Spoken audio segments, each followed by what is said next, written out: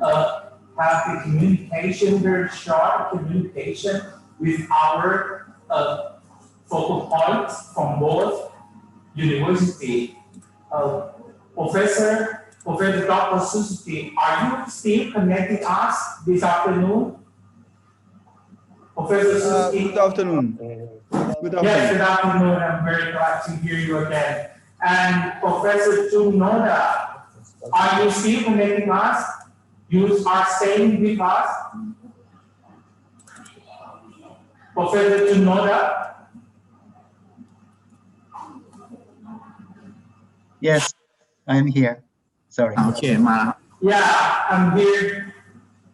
I'm hearing you now. So both of you, Professor Suzuki and Professor Junoda, I would like to show you about this mimeograph document. This mimeograph document containing the abstract of the 5th online webinar seminar. Can you hear this document? Can you see this document? Yes, I can. Let's zoom in, please. I'd like to show you. Okay. We produce these materials for a specific, special for these 5th online One Health seminar, and our organizing committee would like to provide you a hard copies, okay, some hard copies, and send to you directly to you by mail, by surface mail or airmail. Okay, are you okay? Okay, thank you. Yes. Yes. So I think it's very beautiful document. Okay, exactly same as electronic file that are now available for download for our audience, right? But that file is very compressive, so some picture graphics is not clear. But anyway, we prepare hard copies of these mimeograph document to our colleagues at both university, and our technical staff will send these hard copies to both of you, Professor Suzuki and Professor Junoda. Is okay? Yes. Thank you. Yes, and okay, we will contact you later. So thank you very much. And please, I think it is time, okay, for continuing our afternoon section. So upon this time occasion, may I invite Professor Dr. Michihito Sasaki, Research Center for Zoonosis Control of Kyoto University, to deliver an invited lecture on characterization of SARS-CoV-2 variants with mutations at the S1 or S2 cleavage sites. Professor Michihito, please. เปิดไมค์อาจารย์ให้เขาเปิดไมค์หน่อย Professor Sasaki, please open your microphone. Good afternoon. And video, please. Okay. Thank you. Can you hear me? Yes. Okay. Thank you for. Initially, I would like to thank organizing committee for giving the opportunity to introduce our research activity.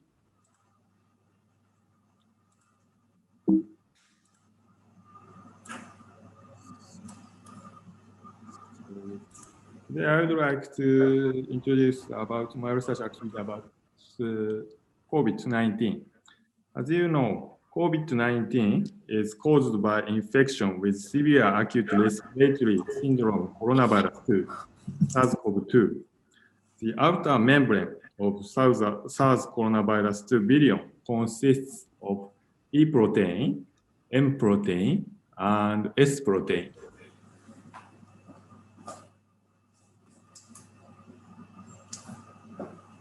The S protein is a major component of virion and has been extensively studied because S protein triggers viral entry into target cells and regulates host cell tropism of SARS coronavirus 2. And also, this protein is a major antigenic protein. This diagram shows the position of domains and some motifs in S protein. The nascent S protein is cleaved into S1 and S2 subunits by host-filling protease. And S2 protein is further processed by host TMPR SS2 or cathepsin proteases.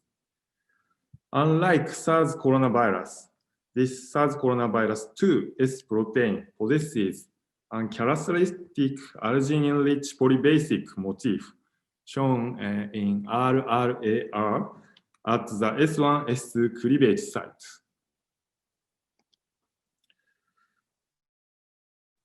Soon after emergence of SARS coronavirus 2, some researchers reported that Vero cells are highly susceptible to the infection with SARS coronavirus 2, such as this publication and this publication. So to date, Vero cells are commonly used for SARS coronavirus 2 propagation. Initially, we also used Vero cells for routine passage of SARS coronavirus 2 and noticed the emergence of the variants generating small plaques, such as showing in these pictures. For characterization, we isolated 4 variants clones named deletion 1, del1, del2, del3, R685H from progeny virus pools by limiting dilution methods. Nucleotide sequence analysis reveals that 3 of the isolated virus clones, del1, del2, del3, had inflamed deletions. But the fourth variant clone, R685H, has a single amino acid substitutions here at the S1S cleavage sites. These mutations were observed within or near the polybasic cleavage motif, RRAR, at the S1S cleavage site.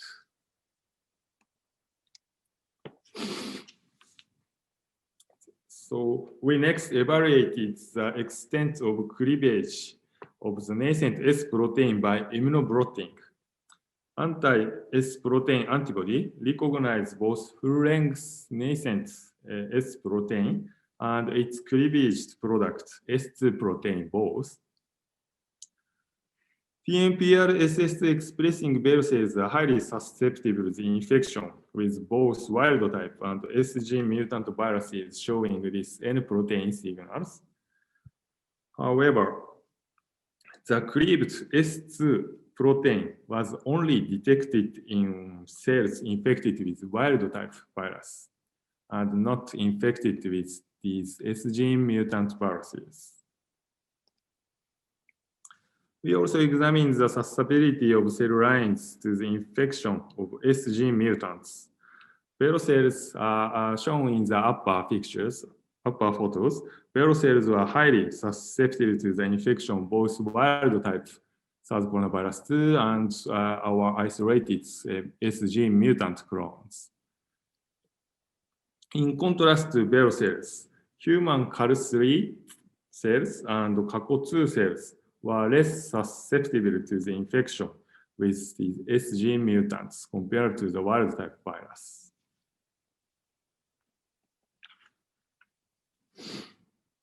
This observation is also supported by titration assay of progeny viruses in the culture supernatants. Wild type and S gene mutants show similar growth properties in Vero cells. Similar growth properties in Vero cells and Vero TMPRSS2 cells. However, the virus titers of S gene mutants were significantly lower than those of wild type virus in CACO2 cells and with CAL3 cell lines. The pathogenicity of S gene mutants were also examined using experimental animal models because the laboratory mouse is resistant to the SARS coronavirus 2 infection. We use civilian hamsters for these animal experiments. As shown in this graph, wild type infection resulted in body weight loss, but hamsters infected S gene mutants showed no body weight loss during this experimental period. Macroscopically, hyperemia in the lung was observed in hamsters infected in wild type viruses, but not in hamsters infected with S gene mutants. And virus titers of S gene mutants in the lung was 10 to 100-fold lower than that of wild type infected hamsters. Here.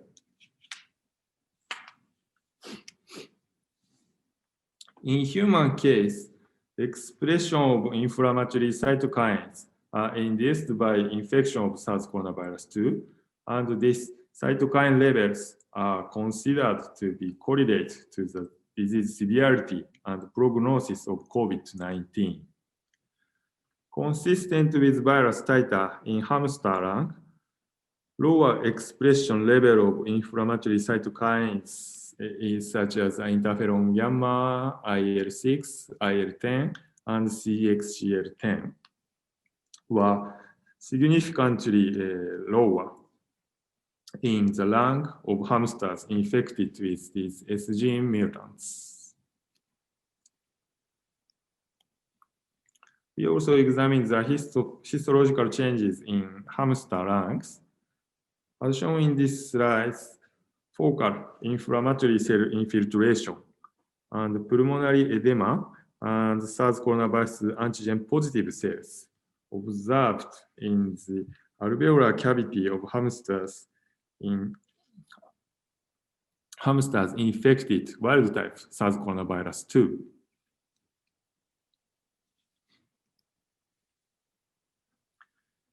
In wild type infection, viral antigens were detected in both bronchiolar epithelium, shown here, and alveolar epithelium, both.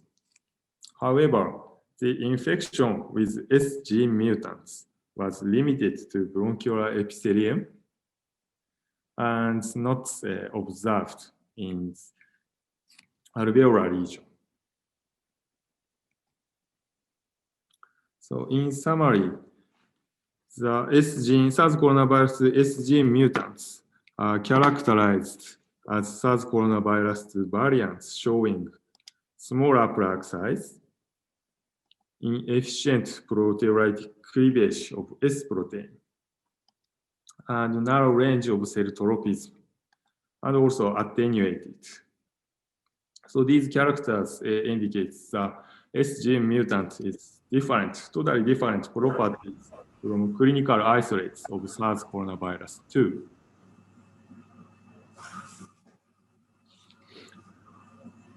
Finally, to understand the selection mechanisms underlying the generation of these S gene mutants, we estimated the frequency of S gene mutants in virus population of SARS coronavirus 2 in cultured cells.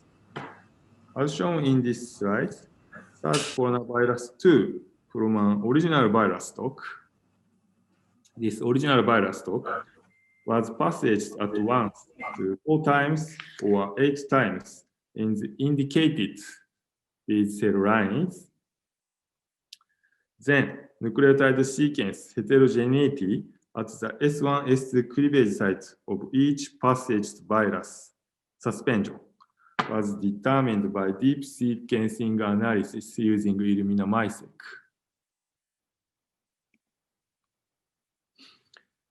As you can see, this is the result of deep sequencing analysis. As you can see, no S gene mutant was detected until passage 8 in Vero TMPRSS2 expressing cells. However, S gene mutants emerged even at passage 1 and become the dominant in the viral population after 2 passages in Vero cells, which is the original Vero cells, and which is original Vero cells does not express the TMPRSS2. And in passage 4 in Vero cells, wild type viruses are totally replaced with S gene mutants.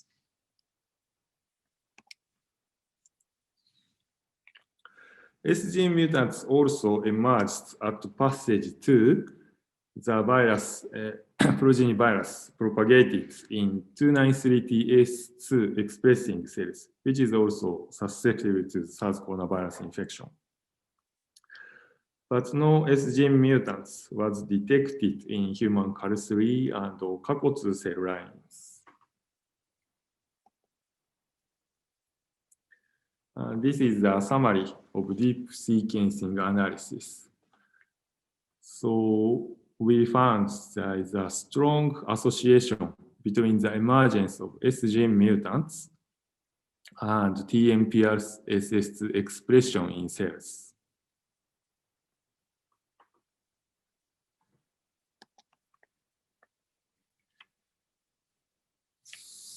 So we can maintain the clinical strain, clinical isolates original SARS coronavirus 2 by propagation using TMPRSS2 expressing cells, such as the Vero exogenously introduced the TMPRSS2 cDNA or human CAL3 or CACO2 cell lines. All these cell lines are expressing TMPRSS2.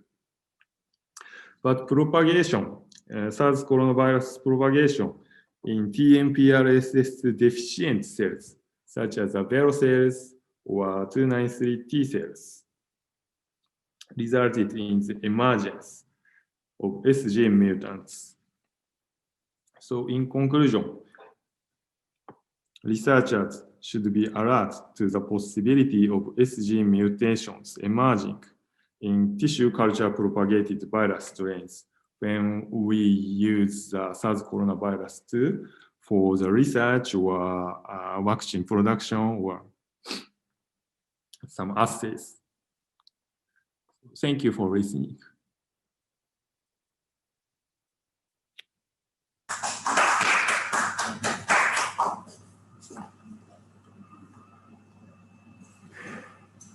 Thank you very much, Professor Sasaki. Okay. I think, okay, this session we have some few questions maybe.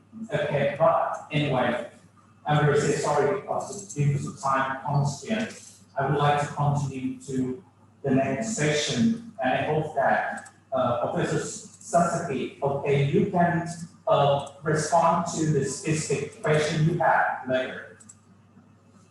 Next, I would like to proceed on the Living Invite lecture. May I invite Professor Dr. Tsunoda, School of Veterinary Medicine, Environmental Health, Rakuno Kakuen University to deliver an invited lecture on infectivity of bioaerosols, possible association with air pollutants. Professor Tsunoda, please.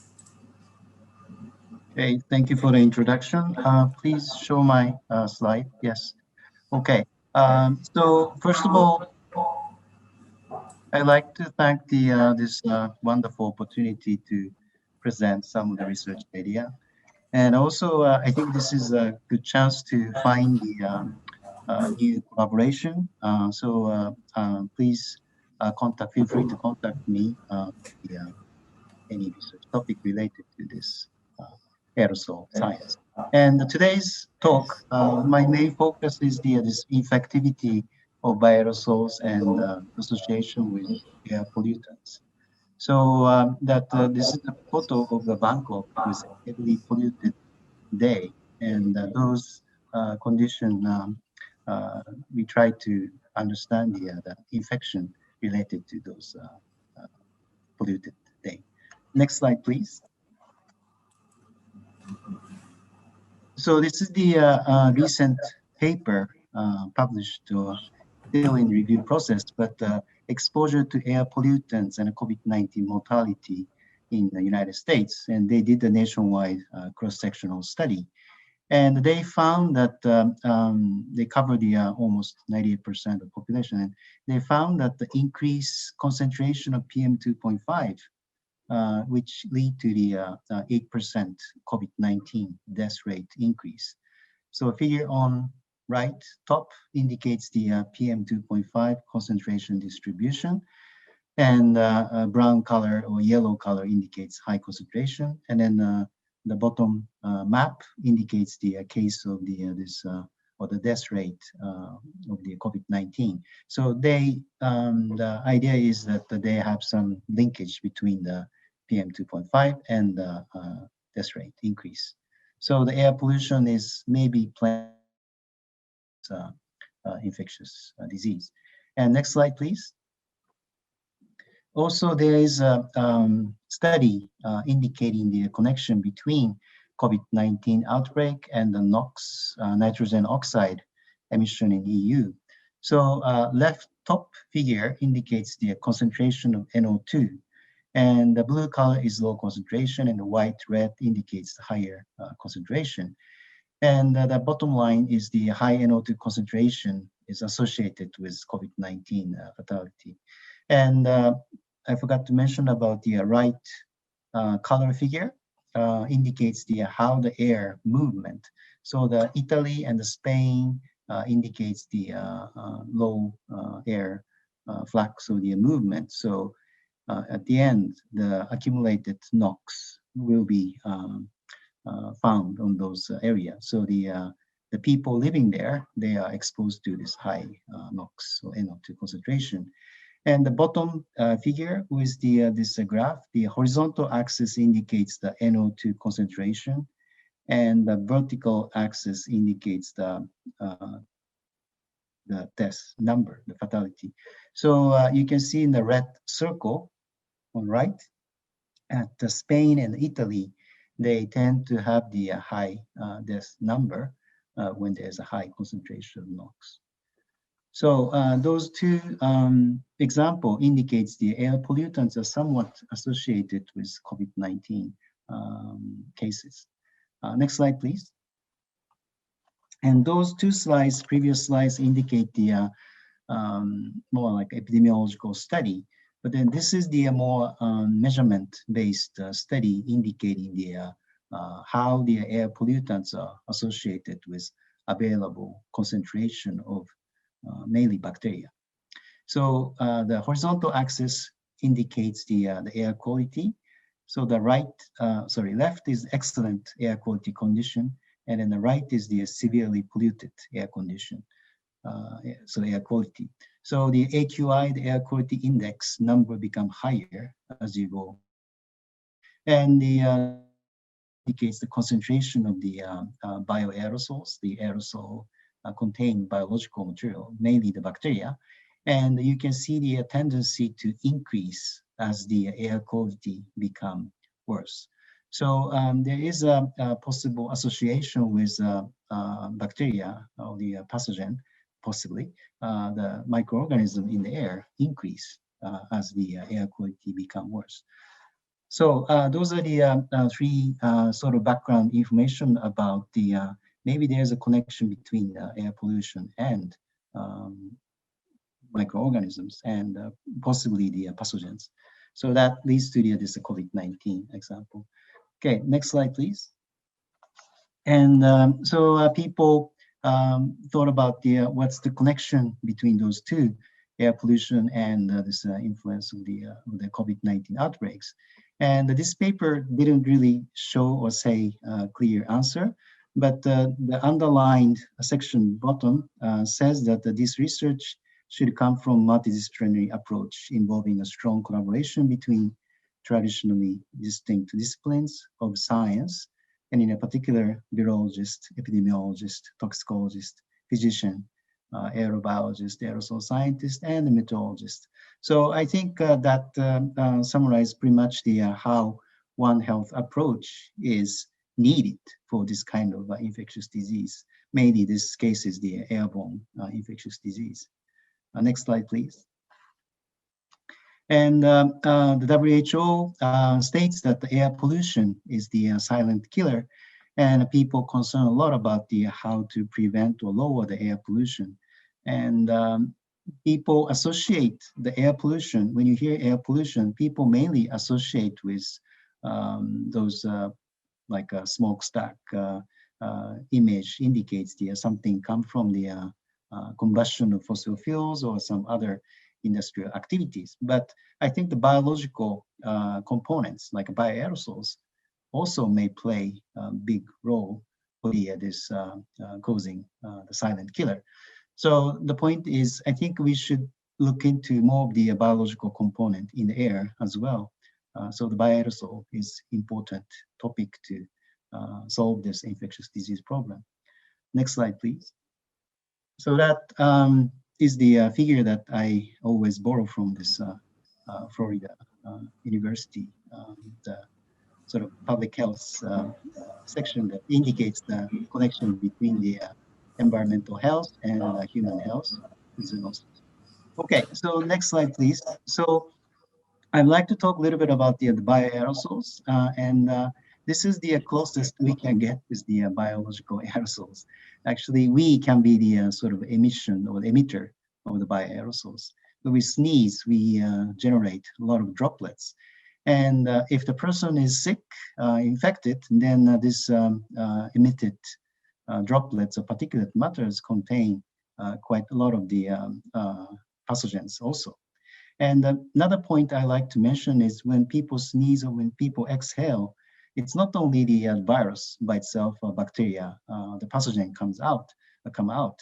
They also contain some of the saliva or mucus like fluid or like lung fluid or some like phospholipids. So coexisting material together with pathogens are important material or the item to look into. So that the air pollutants also are considered as those coexisting material for the survival of the pathogen. Next slide, please. Okay, so that's why people wear those masks to prevent or try to minimize the exhaling or emitting the pathogens if they are sick. Next slide, please.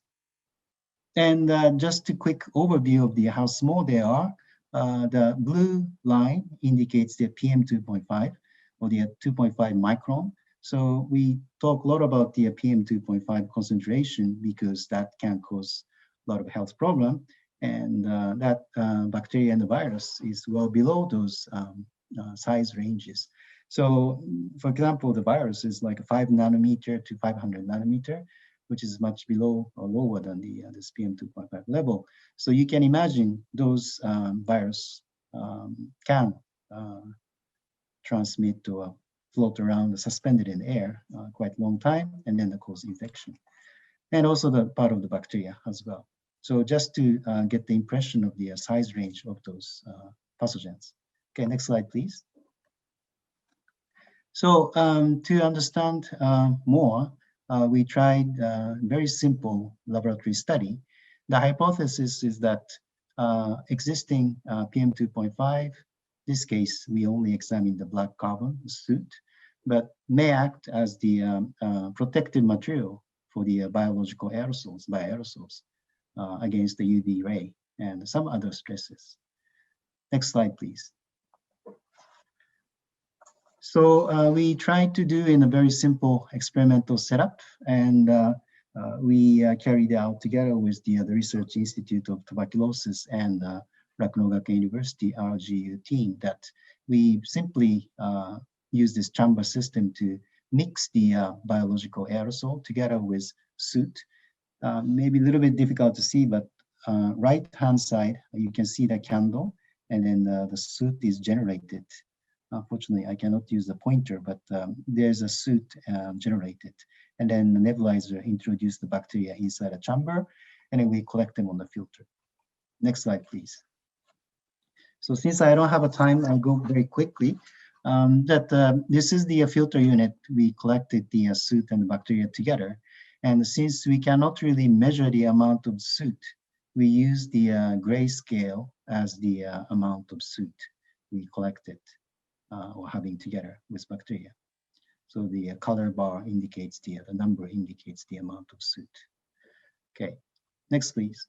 Next slide, please. And then this is the particle distributions of, with this case, we use the Mycobacterium smegmatis on top. The horizontal axis indicates the size of particles from 0.3 micron to 10 micron. And a vertical axis indicates the number of particles.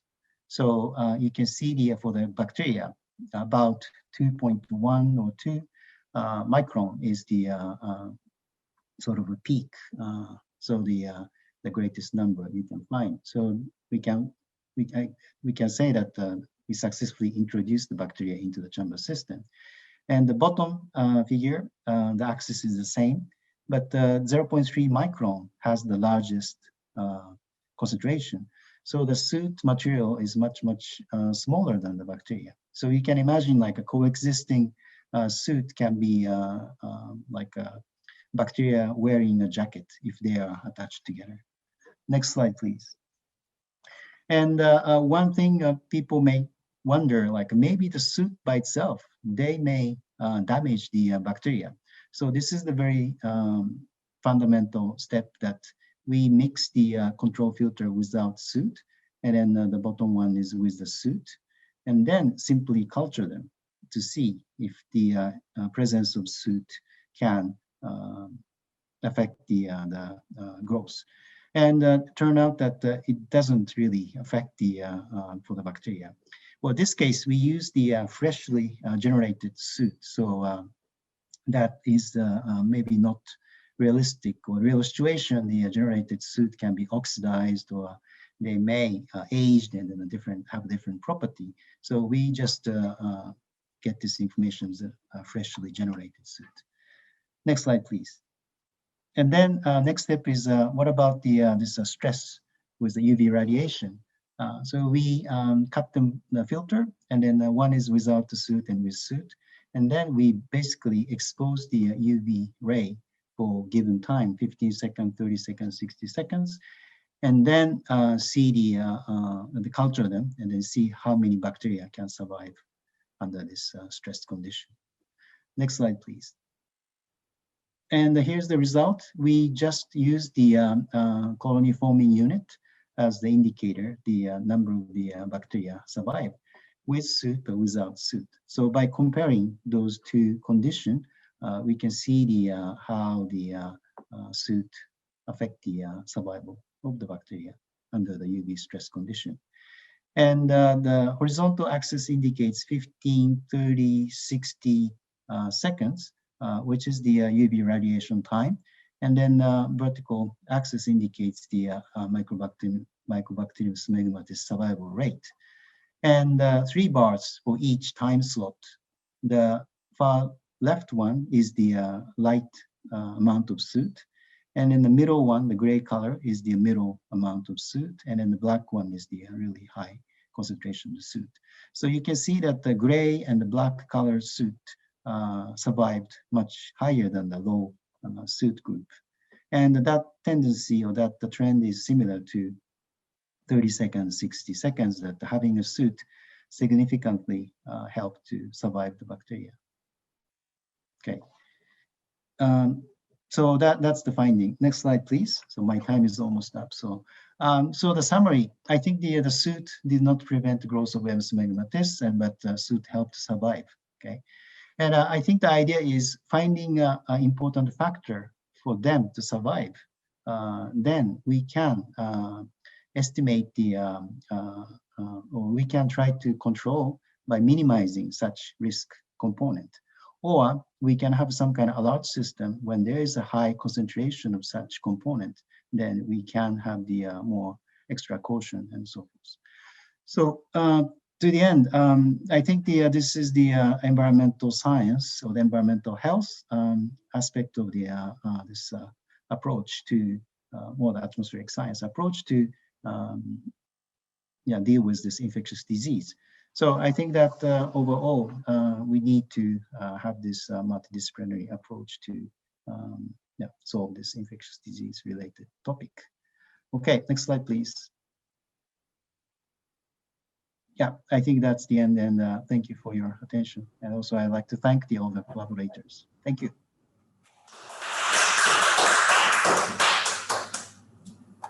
Thank you very much, Professor Noga. Yeah, I think the talk is very interesting because many people might want to know about what condition or how long COVID-19 can survive in the air. But I'm very sorry because of time constraint, due to the time constraint very limited to the Q&A. I would like to continue our next lecture. May I invite Dr. Kanchana, Professor Kanchana Chankal, Faculty of Public Health, Thammasat University, to deliver an invited lecture on assessment of indoor air quality and particle size distribution for bacteria and Staphylococcus spp in a hospital. Professor Kanchana, please.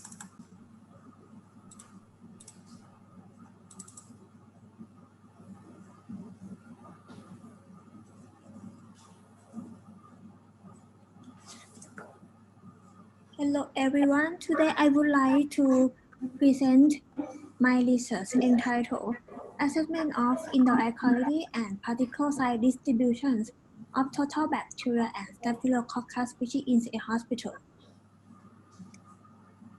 Indoor air quality, or IAQ, have a significant impact on human health. IAQ can be affected by various pollutants that can cause different respiratory, cardiovascular diseases, and premature death. The pollutions in indoor air can kill about 3.8 million deaths a year. And microorganisms is one of the most important pollutant that can be transmitted through the air. Therefore, an understanding of microbial community in the building environment is very important for improving human health. The bacteria and fungi are the common focus microbial in indoor air environment. The source of these microbes are from soil and dust, from human and animal shedding, for example, skin squamous, gender, and nasal discharge. For the health effect, the bacteria itself can be serious pathogens.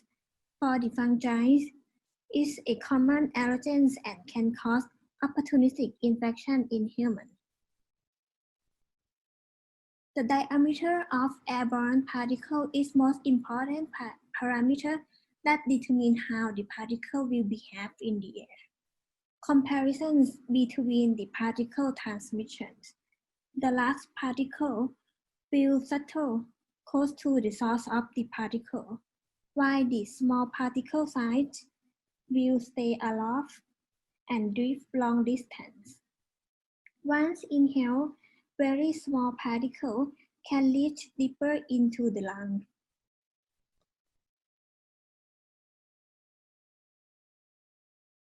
This slide shows the percentage of aerosol particles that are inhaled and deposited in the respiratory system. As you can see here, the large particle will be deposited in the upper respiratory tract, while the small particle size tend to deposit in the lower respiratory tract, including trachea and alveoli. For the bacterial cell length from 0.5 to 10 micrometer in length, therefore this bacteria can deposit in the upper and lower respiratory tract, depending on their size and how they can aerosolization. The hospitals is commonly associated with the continuous and complex exposure to the patient and healthcare worker airborne hazard, improper control of hospital IAQ, malfunction and contaminations of ventilation system can cause the nosocomial infections by various bacterial pathogens and also for the drug-resistant pathogens. In order to protect the patient from nosocomial infections, therefore this study aimed to assess indoor air quality, airborne particle size distributions of the total bacteria, and Staphylococcus species concentration in outpatient department of a hospital. A cross-sectional study were carried out in 5 waiting areas of the outpatient department, were the most busy and crowding areas. In each department, microbial biological samples were taken 3 days a week, together with the temperature, relative humidity, and CO2 concentrations monitoring. This figure shows the location A, B, C, D, and E that we collect the sample, and here the last one shows the sampling site.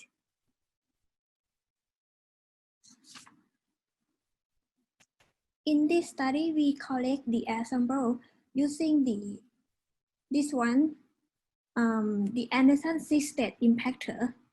As you may know, this biosample allows us to distinguish the size of the bioaerosol by their particle size. The range is from 7 micrometer to 0.65 micrometer. Also, we measure the parameter CO2 concentration, room temperature, and relative humidity using this machine.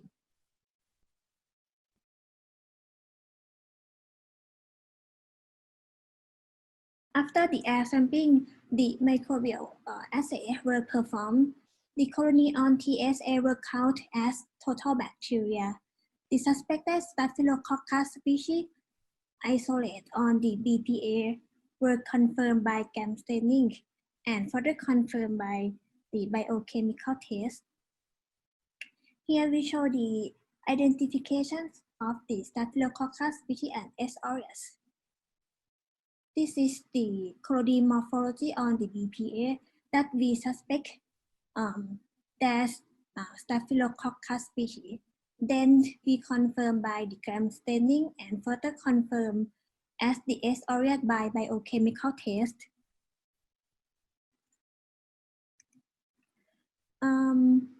From our observation, we found that the common activity in 5 sampling locations are the patient and staff movement, patient waiting for the medication and registrations. For the occupant density, we show the range from 0.7 to 72 people per 1,000 feet square.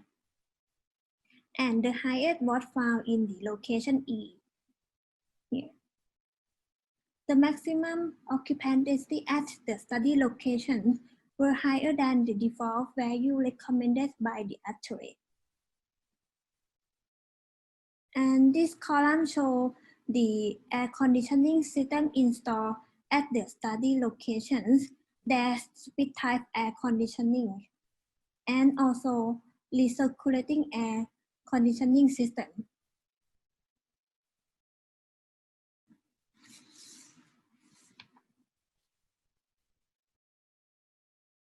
This table shows the airborne bacteria and Staphylococcus species concentrations. We found that the mean concentrations of total bacteria range from 75 to 2,200 CFU cubic meter. The mean total airborne bacteria concentrations at all locations except in the location E higher than the acceptable IAQ limit. And here, as you can see, we can collect Staphylococcus species at all locations. For the Staphylococcus aureus, we can collect in 4 locations, and the mean concentration was 87.2 CFU per cubic meter.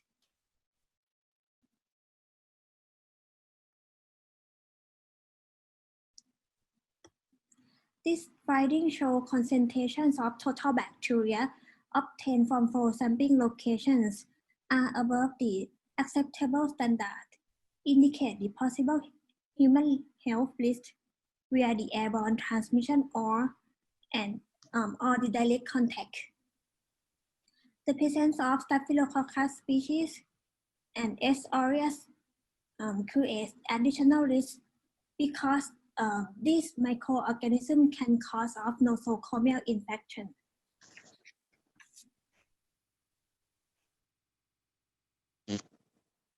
For the association between indoor air quality parameter and the airborne bacteria, no correlations was observed in this study between the airborne bacteria and physical parameter. However, we found that the CO2 concentration at location A, B, C, and D was higher than the acceptable IAQ limit. The CO2 is induced as an IAQ representative of indoor air pollutants that may cause resident adverse health effects.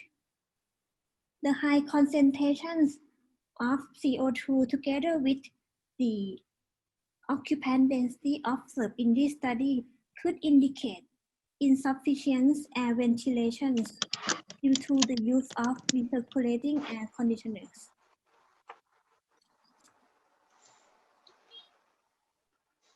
For the particle size distributions, the majority of bacteria was correct at the stage 5. The proportions of bacteria could deposit in the upper and lower respiratory tract was 25 and 75%. Here show the majority of Staphylococcus species which collected at the stage 1. The proportions of Staphylococcus species with potential deposit in the upper and lower respiratory tract were 45 and 55%.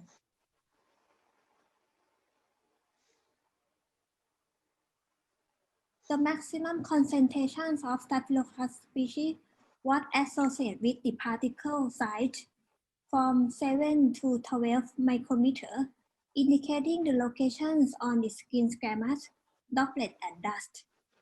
Once the large bacteria are emitted into the air and then settle on the surface, they can be the source of the bacterial transmissions when the standard precautions are not followed. The result of current study emphasize the need of adequate ventilation and proper air and surface cleaning system to control and mitigate bacterial aerosol and surface contamination.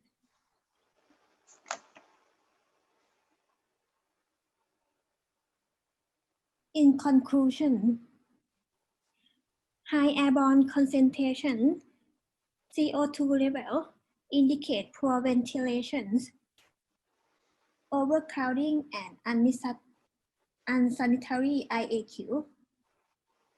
The presence of respiratory system bacteria poses high-risk infections, especially in vulnerable patients. This finding highlights the urgent need to rectify these situations and to implement policy for improving IAQ in the study locations. For the further study, employing a combination of particle counting, the PCR-based bacterial identification method is needed to confirm the findings from our current study. We would like to thank all of Institute for their technical and financial support, and thank you for your attention.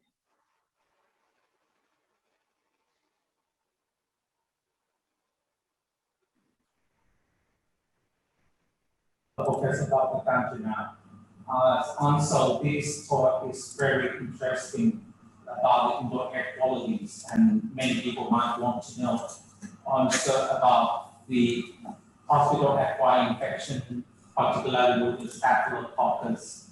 So I think you may have any specific question raised to you or the suggestion. Anyway, please have a look in the chat.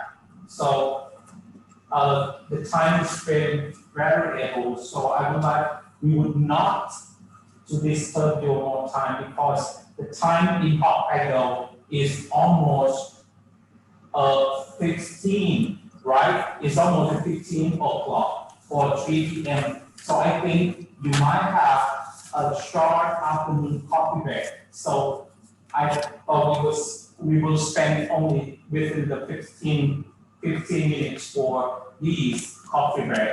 And we will be back here again after 15 minutes to continue a 6 invited lecture by our 6 invited speakers from Hokkaido University, Rakanokakuken, and Thammasat University. Please enjoy your coffee break.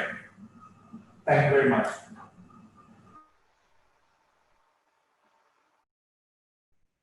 Hokuto, please. Okay, thank you so much inviting me today and organizing this great opportunity. So can you hear me? Is it okay?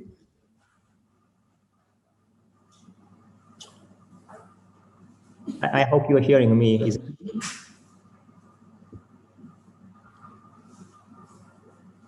Okay, so yeah, let me proceed. So as you can see, this topic or the title, my research interest is chemical hazard issue. So today I'd like to talk about our activity in the metal lead, the contamination town of Kabwe in Zambia. So we collaborate with researchers from the various fields and also the countries. So today, just due to time, I don't show you the detailed results, but I just show you the overview of our activity and the strategy. So in the past, we have achieved the great development of technology, industry, and also the income generation. But on the other hand, unfortunately, we had the bad events like environmental pollution and poisoning, and also as a result, the economic loss.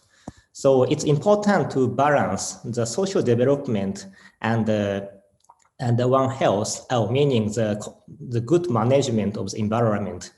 So maybe you know our, maybe the famous case of the pollution, like Itai disease or Minamata disease in Japan. But such a bad event happened not only in Japan, but even in other countries too. And now some or most of the developing countries experience almost the same. So today's main topic is the lead, the metal lead. So actually it's a global scale issue. So I just show you some examples. So maybe first example is maybe the wildlife deaths due to the lead poisoning in Hokkaido, Japan. And if we look at another developed country of the United States, just some years ago, the serious water pipe contamination by lead happened. And at the time, former President Obama declared the emergency. And in Africa, where I talk today, we have some the reports reporting the serious lead poisoning because of the mining activity. So for example, in Nigeria in 2010, the more than 400 children have passed away due to the gold mining activity. So here you can see some it's a common toxicity of lead. So usually it affects on the blood and the nerves and the kidney and even other organs. And you can see, so actually it's affecting so many people, especially on children. So, and the Kabwe town, so this is our study site in Zambia. So it's one of the biggest town in Zambia with a long history of lead and zinc mining activity in the 20th century until its closure of 1994. But unfortunately, maybe the management of environment was not done properly. So now it's known as one of the most polluted towns in the world, according to the American organization Pure Earth. So we started our research in Kabwe in 2007, 13 years ago. And we started from the environmental monitoring, including the soil and water. So this map shows the distribution of the metal levels in the soil. So on the top left, you can see, okay, so this is the lead and the zinc mine area. So the highest lead levels was recorded at the mine site.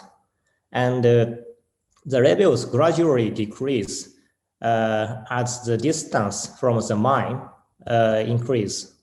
So it means this shows the diffusion of the metals from mine site to the surroundings. So this is one of the evidence to see the mine is the dominant source of the metals, the contaminants. And in 2013, we started the human survey. So for the preliminary survey, we tested 300 children in the two polluted sites of Kasanda and Makururu. Then you can see, so almost all the children, all the tested children recorded their blood lead level, the lead levels in their blood of 5 microgram per deciliter. This is a reference level according to the CDC and the WHO. And some children exceeded their blood lead levels than the lethal level of 150 microgram per deciliter. So it was unbelievable and extremely high compared to the other study. So here I just show you the brief history of our research activity in Zambia. So let me just go back. So after our preliminary human study, the big project with the name of a campaign started. So under this project, so we did the assessment of human health and the socioeconomics. And also, so this is to quantify the effect of the pollution. And also to provide a solution to the community, we try to develop the environment remediation method and also the land recovery method. This is the kind of the solutions we can give them. And this year, another big project was kicked off with the name of Green Drink. So under this project, our purpose is to demonstrate develop the method and the campaign project, namely the environment remediation technologies and also the land recovery. And for health component, we provide a chelation therapy to the communities. Then we see the health effect, how health indicator change after the therapy. And from the socioeconomic aspect, we do the cost-benefit analysis too, because it's important to show the evidence how the overcoming of the pollution is important, even for the economics. So this is our team structure, including the University of Zambia. This is our counterparts, local counterparts, and so many researchers from the various schools like veterinary medicine and agriculture and mines, and the same from the Hokkaido University. And for the social implementation, the Zambian ministries are also involved in the project. And importantly, we concluded the MOU with the World Bank funded project of ZMERIP to facilitate our health intervention activity and apply our techniques to the environmental remediation techniques to the actual field. So here I just show you some examples of our activities. So this is for the agricultural work. So to understand the soil properties and functions for the recovery of the land or ecosystems. So we look at the microbiodiversity and the microbial communities and the possible effect on the nitrogen cycles in the soil and the stress intensity. And we also try to demonstrate how we can establish the low-risk agriculture practices even in the polluted site. So it's important to grow the healthy crops or vegetables even in the contaminated site because the people are there. So this is just a rough image of our agricultural work. So on the left, the top left, this is the current situation or the past situation. So the land was contaminated by metal and almost no organisms or the plant because of the lead. But we just try to do the vegetation after the soil improvement. Then some tough plant can grow up in this land. Then gradually the soil property change. So after that, we can start the mixed cultivation. So even other plants can grow up here and we can produce the healthy vegetables. So this is our image. And for health components, so this is one of our biggest surveillance in the past. So we collected the biological samples from the more than 1,000 the cover residents from the various areas. So these red circles shows the mine site. And at the same time, we have done the questionnaire survey with 1,000 households to get a picture of the socioeconomic status by areas. So these are just the pictures showing our activities at the local clinic. And this is one of the pivotal results. So we just confirmed. So the areas near the mine site are highly contaminated, but even other areas, for example, this Hamududu on top is almost 30 kilometers away from the mine. But even here, the level, blood lead level is high. So based on this result and the collected samples, now we are operating the various toxicological studies like the metabolomics or exome and the RNA sequencing and the epigenetics, gut microbiota, and so on. And we also look at the outcomes of health. I mean, not only the change in the body. So for this purpose, we look at the quality of life of mothers taking care of the affected children. And also, usually it's known that the lead affect the cognitive function or neurodevelopment of children. So we also test these things using the specific tools. And we also, okay, maybe I don't have enough time, so let me just quickly proceed. So we also do the questionnaire surveillance with the economics. And for the remediation, as I told you, so usually, so maybe the wind is a major factor to diffuse the lead from the mine site to the residential areas, but also maybe surface water and groundwater can play a role to diffuse the lead contained the particles. So to mitigate such kind of the diffusion, we developed the various remediation techniques using like dolomite. This is a locally available mineral in Zambia with a cheap price, and also phosphate fertilizer. It's quite cheap, but it can work to mitigate the diffusion. And also we use the local bacteria from the soil. We just isolate the specific bacteria and culture them, then we apply back to the soil. And even other techniques we use.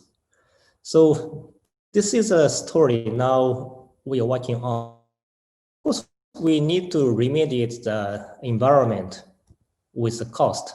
Then the lead level in the environment decrease. Then it's clear that the lead levels in the body also decrease after the remediation. Then we can enjoy some economic benefit.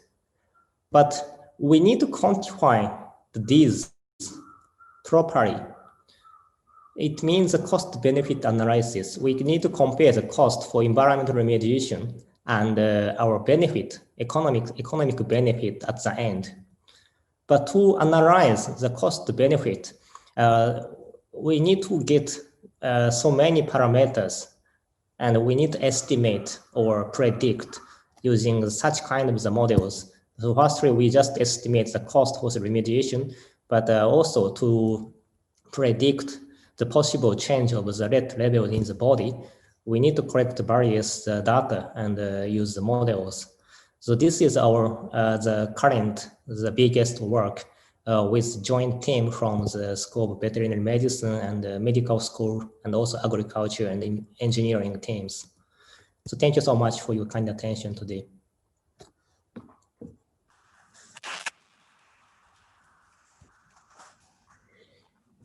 Thank you very much, Professor Munakata. Okay, due to time constraint, very limited to Q&A, I suppose that you may have any specific question in the live chat. Okay, you may respond to this any specific question later. Okay, upon this opportunity, on behalf of the faculty organizing committee of Faculty of Public Health Thammasat University, we would like to thank Professor Dr. Nakata for very kindly providing a guest talk to our audience this afternoon. Thank you very much, Professor Nakata. And next, I would like to continue to the next invited lecture. May I invite Professor Dr. Mitsuhiko Asakawa, School of Veterinary Medicine, Parasitology and Zoology, Lakuno Gakuen University, to deliver an invited lecture on parasitic pneumophysis and wild animal medical center of Lakuno Gakuen University, Japan. Professor Dr. Mitsuhiko, please.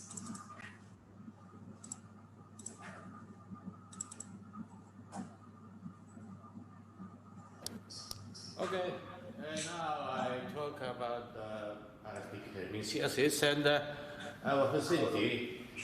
Just only 15 minutes.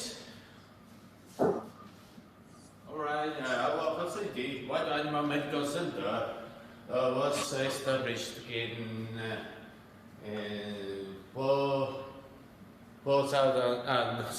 2004.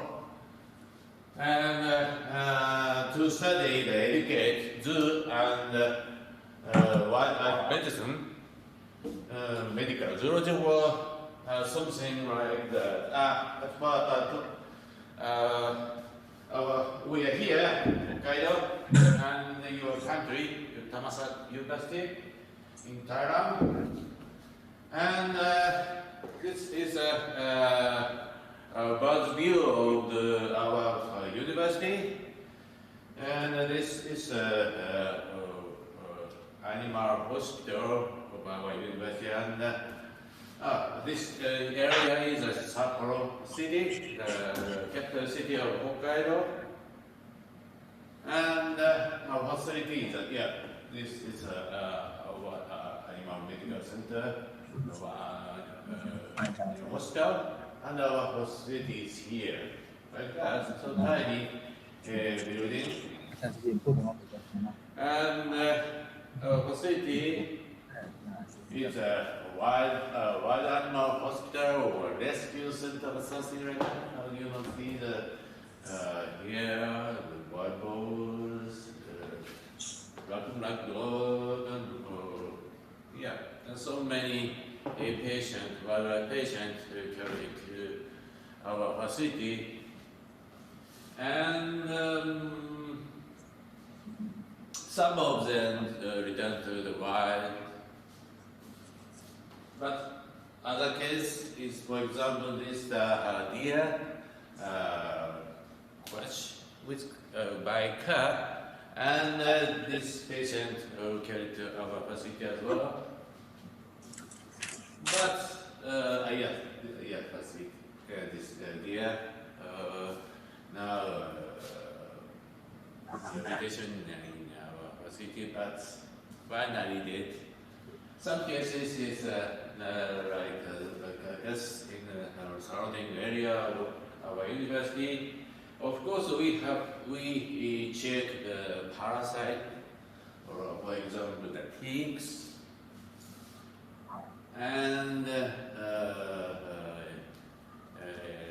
parasite. For example, this Onchocerca, one of the nematode. This nematode parasitized in tendon of legs,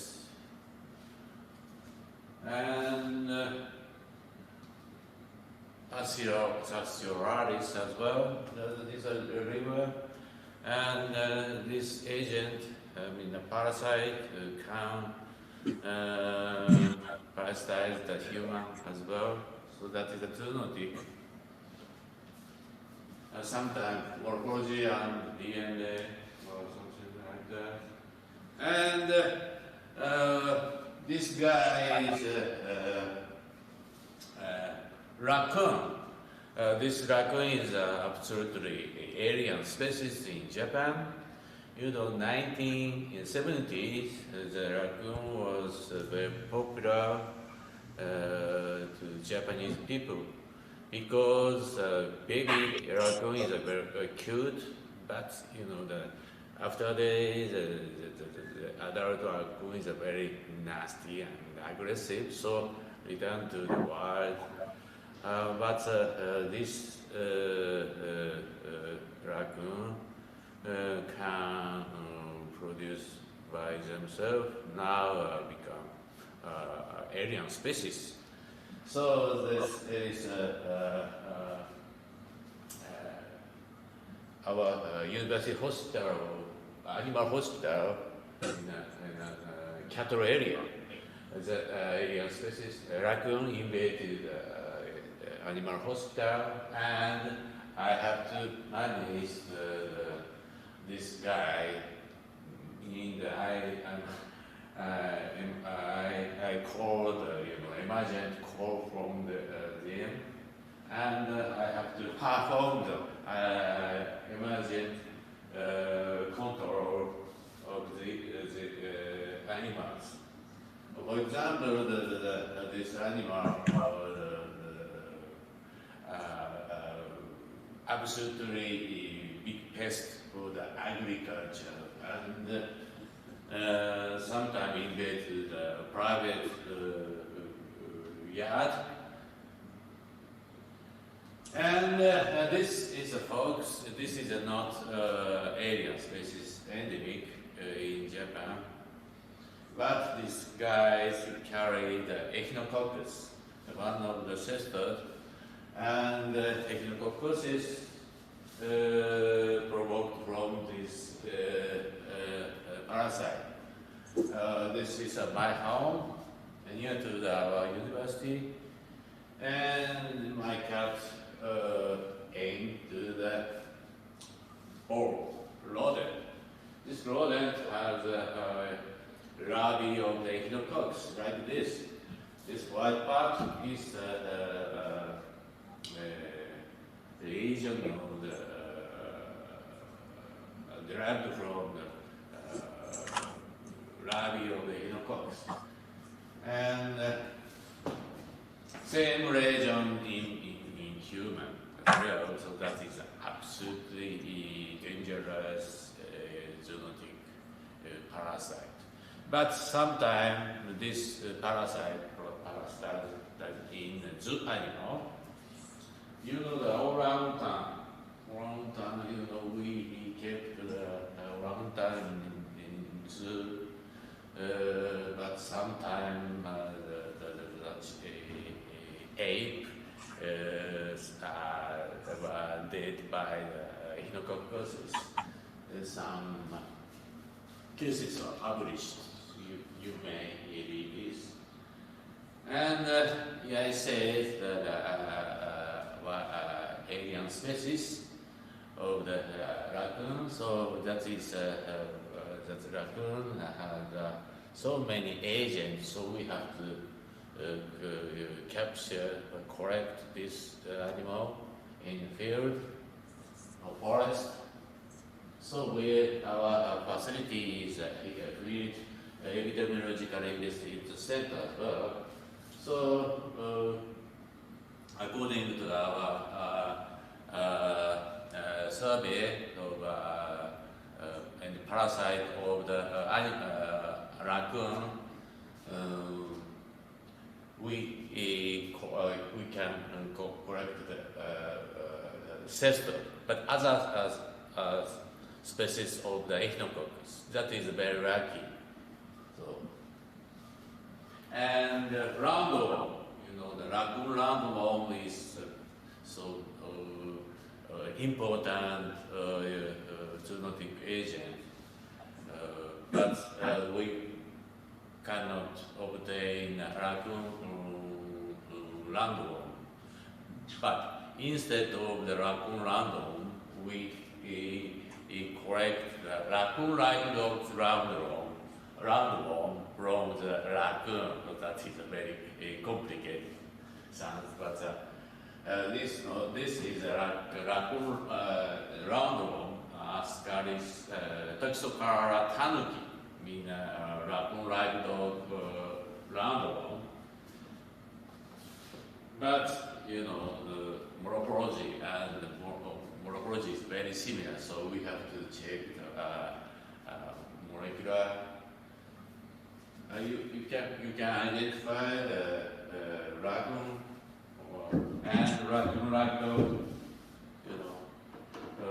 This is an endemic species, and this is an alien species. But this endemic species, tanuki, raccoon-like dog, is occurred in our campus. We have our university have a high school, so the high school students such a cough of the raccoon-like dog sometimes, and we have to correct this animal and release to the other part of the nature. And raccoon-like dog, raccoon has mange, ticks, and trichinalysis. That is very important zoonotic agent as well. And by the way, Japan is located in the Japanese Sea, Japanese Sea and Pacific Ocean, just next to the far eastern part of the Eurasian continent. So you could meet the many migrating avian or mammalian species. For example, this flock of the birds from Australia fly to our country, and most somebody carried to our facility and check the parasite and other agent. And see always migrating birds, and sometimes insects, nematodes, so the larvae invaded because they are membrane of the stomach of sea eagles, and such region similar to the human cases, very interesting. And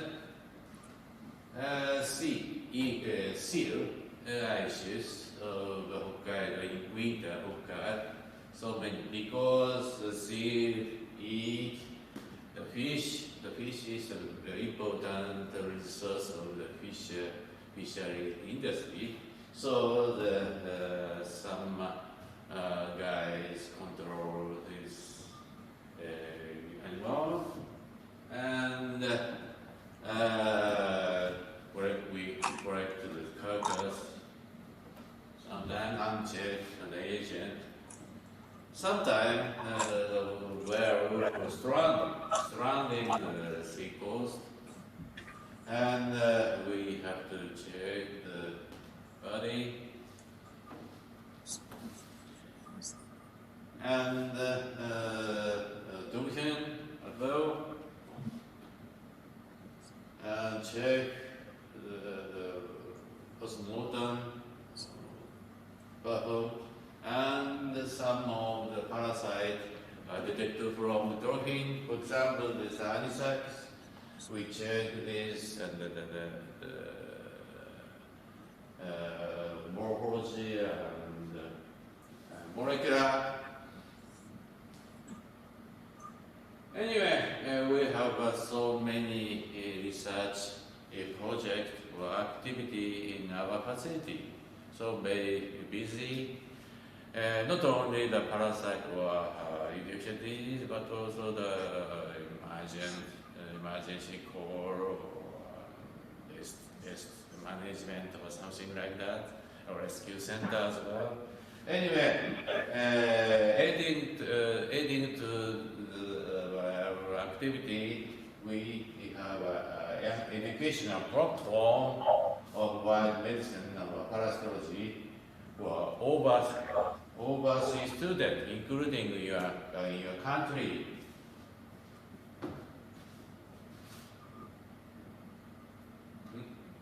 Sorry.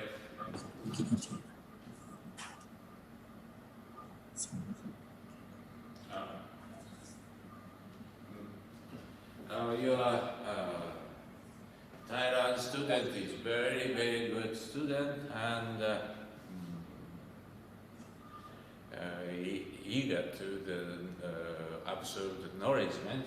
They collect the wildlife sample in our forest. And one of them I met the White House meeting in somewhere in Asia. If you're interested in such a White House meeting, please join us. Anyway, our focus of the Wild Animal Medical Center is so broad, but all activities are based on the One Health concept. Same goal of this lecture series. And keep in touch. In this presentation, I showed several topics with special reference to our facility. Activity of our facility will be shown on Facebook. My name and Google or Yahoo. You check my name and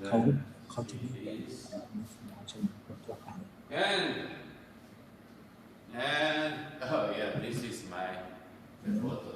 I have to use ski from my home to university. Let's enjoy with you. After this COVID-19 outbreak, come to Hokkaido and join winter. Thank you very much indeed. And keep in touch. Thank you.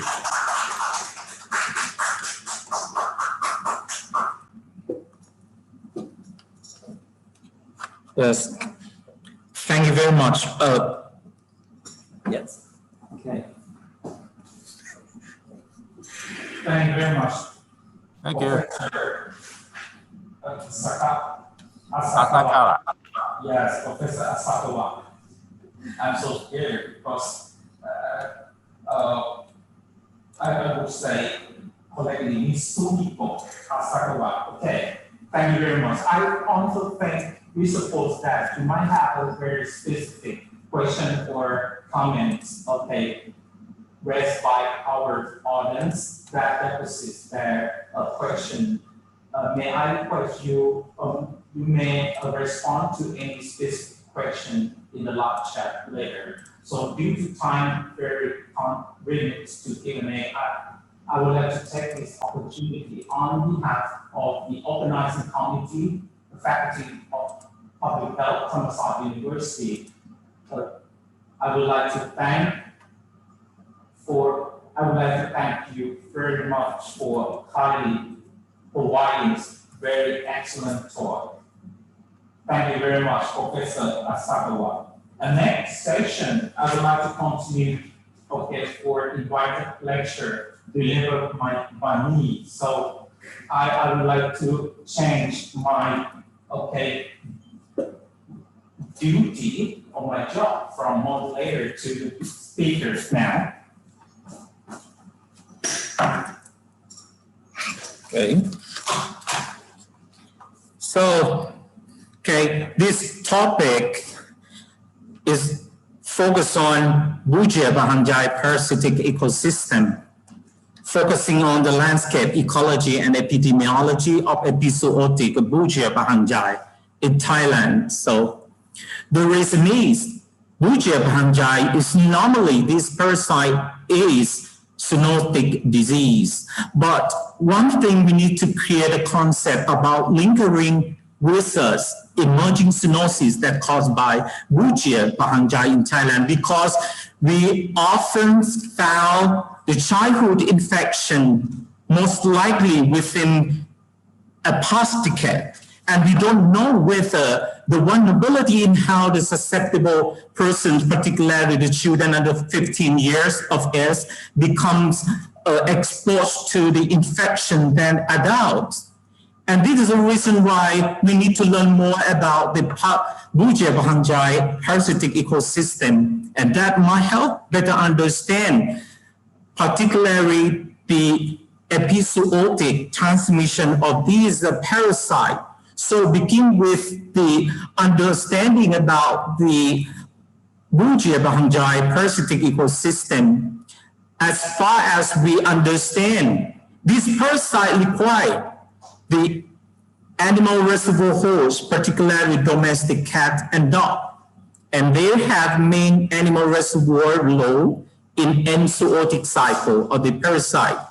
And also, we hypothesize that these domestic cat and dog play important role of domestic reservoir host involved in the human transmission of epizootic Bujia Bahangjai. And of course, the epizootic Bujia Bahangjai transmitted to the humans is associated with the vector, the local vector that is Amygdalus subabatus. And normally this mosquito serves as a natural vector for the enzootic and epizootic Bujia Bahangjai parasite in specific location that we understand that the interaction of human vector and domestic animal reservoir are related in the specific location. That's the reason why we apply the concept of landscape ecology and epidemiology of Bujia Bahangjai to understand more about transmission of epizootic Bujia Bahangjai, whether associated with a single step spill over to human in a specific location in this study, so-called the philariasis landscape. Normally, how can we understand the geographic classification of philariasis landscape? We should understand first about filarial endemicity. It normally can refer to the extent to which the filarial infection in human or vector are always present in a specific location. So when we would like to classify the filarial endemicity, it should refer to the local landscape that can provide the detailed information of how the human action can pose the risk of infection, particularly the acquired by the mosquito-borne transmission. So the question rests about the differences in anthropogenic land use change, whether occur in the local philariasis landscape might influence the habitat change of local vector including a wide range of Mansonian, Aedes, Culex, and Anopheles mosquito. So now it's very important to understand how the interaction between the mosquito vector, the local, and the parasite in order to be able to predict spillover to the human that we often observe as a sporadic case. So study protocol in this study, first of all, what we do is a classification of local filariasis landscape. We apply many techniques that includes the land survey, animal reservoir survey, parasitological survey, and particularly larval habitat assessment. And these slides show a geographically defined 2-kilometer radius of the local filariasis landscape in the study areas that has been known as local Bugia malayi transmission.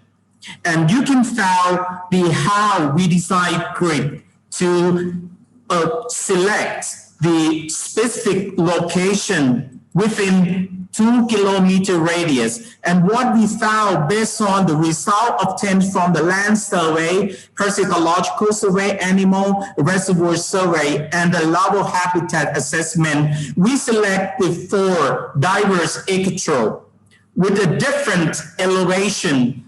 Ecotope D is low-lying, and other 3 elevated ecotopes about the 6 to 18 meter above sea level compared to the low-lying D ecotopes, 30 to 40 meters above sea level. And this is detailed information based on the Google Earth map illustrating the geography of the filariasis landscape. A to D that's selected in this study. For example, elevated landscape, elevated ecotope A most likely covering the rubber plantation and oil palm plantation. Ecotope B most likely covering the oil palm plantation, and ecotope C most likely covering rubber plantation. And how about the ecotope D is a low-lying, just covering a few the areas of the plantation, but most likely are disturbed swamp and the built-up land. So by this, the classification of filariasis landscape that cover 4 diverse ecotopes allow us to monitor the vector ecology. So first, we measure the species diversity by using the calculations or measurement of species diversity index, whether channel index, channel equitability, Simpson index, or channel equitability allow us to know the species composition abundance of the local vector in the 2-kilometer radius of the local filariasis landscape. And with the result obtained, we compare our current result to the previous result that had been done in year 2010. And we observe there is a trend of decreasing species number in the study in local filariasis under these study. If we have a look the others species diversity index with a channel index, Simpson index, channel equitability, or Simpson equitability, that all similarly show the same trend of the mosquitoes diversity decline gradually. What caused this loss of the species diversity? And have a look again, the data show the mosquito species diversity observed in 4 diverse ecotopes. We compare within the same 2 kilometers local filariasis landscape cover 4 diverse ecotopes. You see, for example, the ecotope A, B, C, and D. You see the species number, not so significant different, but if you have a look, the channel index, Simpson index, or the equitability index, they are very different. And this is data show amongst the species observed is very surprised us. The Amygdalus subabatus is the predominant species, outnumber others, mosquito, particularly the local Mansonia vector that has been known as the local vector for filariasis, particularly Bugia malayi. And next, we measure the vector abundance. We observe only 2 major vectors observed in 4 diverse ecotrophs. And what we found is, if you compare, if you have a look, the difference between the abundance expressed by the man landing rate, between Mansonia vector and Amygdalus subabatus, very interesting. Amygdalus subabatus was adapted well to the local environment of the ecotop, elevated ecotop A to C. You see the a greater value of the MLR or man landing rate compared to the Mansonia, but unlikely only the ecotop D, the Mansonia, still set sign to the local environment of ecotop D. The most likely are these top swarms. And next, we monitor the vector infection whether which vector, Mansonia or Amygdalus subabatus, that carry the infection, particularly Bugia bahangjai. What we observe now, we found Amygdalus subabatus, of course, adapted well to elevated ecotop A to C, and also the observed more abundant than that of Mansonia vector, whether Mansonia uniformis, Indiana, or Bonnies and other counterpart species. And of course, when we do the dissection, that we obtain the mosquito number from each mosquito pool, from each ecotop. What we found is the average infection rate about 2 to 3%, whether carrying the any juvenile larva L1, L2, L3, only observed in the Amygdalus subabatus pool, but not other Mansonia mosquito pool. And then we do this isolation of a single larva clone that obtained from individual Amygdalus subabatus pool. And also we use the reference strain obtained from the Bugia bahangjai isolate from an infected cat, and also the Bugia malayi from the infected patient like these.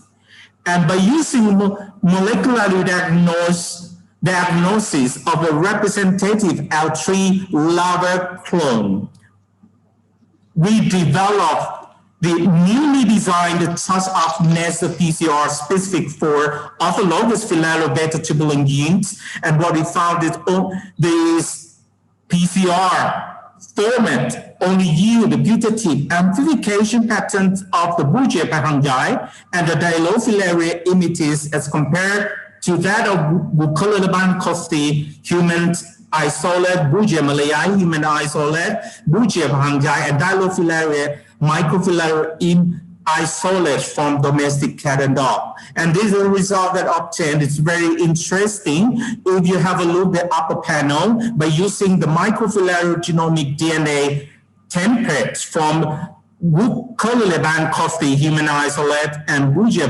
malayi human isolate and Bugia bahangjai Dilophilaria imitis and animal isolate from cat and dog. And it's very perfect. The PCR amplification yield the putative amplification patterns specific for the amplification to different parasite uniquely, and lower upper of this PCR amplification using L3 single larva genomic DNA template. Very interesting, particularly the clone number 2 and clone number 30 just use only Bugia Bahangjai amplicon. And also we found some larva clone that obtained from infectious pool of Amygdalus subbutters also positive for the Dilophilaria imitis. And of the next, we confirm whether all the amplicon obtained by these PCR using different L3 level clones originally obtained from the Amygdalus subbutters isolate from each mosquito line. The sequence show us all the sequence amplicon of L3 level clones positive by PCR were 100% homologous to Bugia Bahangjai and Dilophilaria imitis, and we published nucleotide sequence from this study that already deposited in genome in the GenBank database with accession number down here. And this is accession number for Bugia Bahangjai. And this conclusion from these observations, of course, we conclude that these Amygdalus subbutters is a natural vector that can transmit to zootic filarial parasite, not only the Bugia Bahangjai and also the Dilophilaria imites. And of course, these mosquito vector can develop hyperparasitism that is carry the single or mixed infection with a viral filarial larval load. And also this vector is rather zoophagous. And also they play a role in these circulating the parasites. And of course, it might have a role in epizootic transmission to the humans. And this transmission, however, the transmission of epizootic Bugia Bahangjai to human that caused the childhood infection in Thailand remain to be established. But at least in this study, we better understand now about the interface of the local vector Amygdalus subbutters and Bugia Bahangjai, and we might predict the spillover of epizootic Bugia malayi that occurring in receptive area in Thailand. Thank you very much.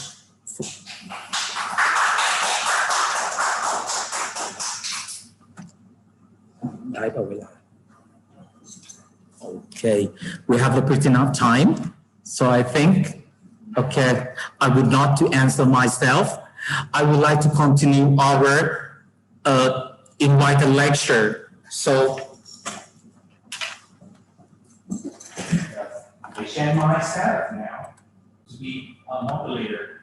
So upon this time occasion, may I invite Professor Dr. Koi Makta, School of Veterinary Medicine, Veterinary Epidemiology from Lucknow Catholic University to deliver an invited lecture on lady dynamics in ecosystem in Northern South Africa.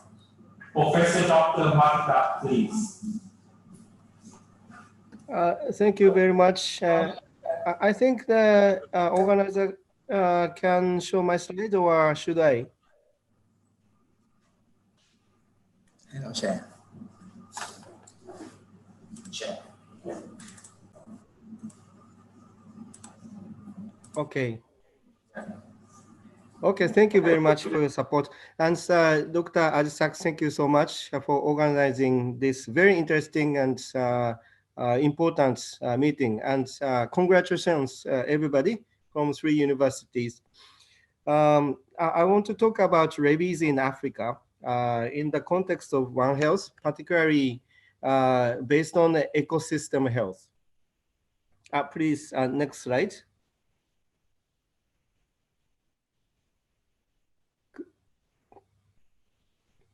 could you send to the next slide, please? Yeah. The rabies is, as you know, it's a lethal viral zoonosis, endemic in very wide area of the globe, and kills 59,000 humans annually. And 95 cases occurs in Asia and Africa, and 90% are dog-mediated. We have vaccines in humans called PEP, post-exposure prophylaxis. It is very effective if you vaccinate in very relatively short time after a bite. But it's very costly if you target only in humans. So the dog vaccination is a better, far better policy. Then WHO and other partners set 2030 as the goal of zero of human deaths. The next, please. And I want to a little bit talk about Japan. In Japan, we don't have dog rabies. Other wildlife rabies are not recorded until now. And it was eradicated in 1956. I want to emphasize the possibility of dog rabies elimination. As you see the example from Japan, we started the what is called Rabies Prevention Act in 1950, and involving dog registration, dog vaccination, and the tethering order, and capturing stray dogs. Then we are still working on this paper, but as you see, Chiba, Kanagawa, Saitama, Tokyo are the prefectures surrounding Tokyo metropolitan. So we are comparing sets of different order of controlling dog rabies. Then we are studying far for the which control options were effective. The next slide, please. So this is our the study area. It is Republic South Africa, and you can see the white lines on the northern part of South Africa. There are 3 provinces. And on the eastern side, you can see Kruger National Park. So the Kruger National Park involves 3 countries. It's a very wide area. And in the context of South Africa, the study area of 2 provinces, Limpopo and Mpumalanga, are included in the, well, not included. It has an area of national park in the eastern part throughout from north to south. The next slide, please. We worked in the 3 provinces. Other one is northwest. Okay, next slide, please. Yes. So this is the figure showing the cases of dogs, human, and wildlife rabies. Blue line shows dog rabies cases. And as you can see in 2005, as dog rabies goes up, then human deaths and wildlife increased. But the human rabies was controlled very well in the following year. But as you can see, dog rabies is still there. And the green line is wildlife rabies. So the movement, so the increase and the decrease are parallel with dogs. So you can easily assume that there must be some circulation of dog rabies virus between dogs and wildlife species. Next slide, please. The key research question is, what are the drivers of dog rabies maintenance under the infection pressure from wildlife? The next slide, please.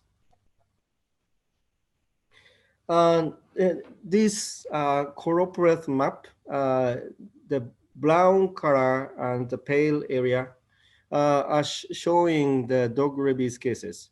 So the darker, the brown area has much more dog rabies cases, and the points show human deaths with the source animal species. As you see, green, the points are the human deaths due to dog bites due to rabies. But you can see the in 1998 to 2002, the middle parts, the red point is human deaths infected by goats. And the 2003 to 2007 map on the southern parts, the blue triangle is, I think, mongoose bites. Then left-hand side, the molecular analysis results show the closeness in the virus genome sequence between dogs and jackal. So dogs and jackal sort of, we suppose that they are exchanging virus, and the other wildlife are distinct from them. The next slide, please. Then this slide shows spatial temporal clusters of dog rabies. So the C1, C2, C3, those are clusters. There's no circle for many of the clusters because the cluster included only one district. So this is the situation. There are very high level of rabies endemic and outbreaks. And particularly, you can see some concentrations near Kruger National Park. Then the blue triangles, jackals. The jackal is the picture with middle one. And bat-eared fox is a pretty species with a big ear. Is that one with you can see some distribution of green indications, and the mongoose is the bottom. So you can see how jackals are important species for rabies, and the mongoose distribution of mongoose rabies don't move from southern parts very much. So they are there, and mongoose rabies can kill humans. But they are distinct, and the jackals are much more affecting humans and the dogs. The next slide, please.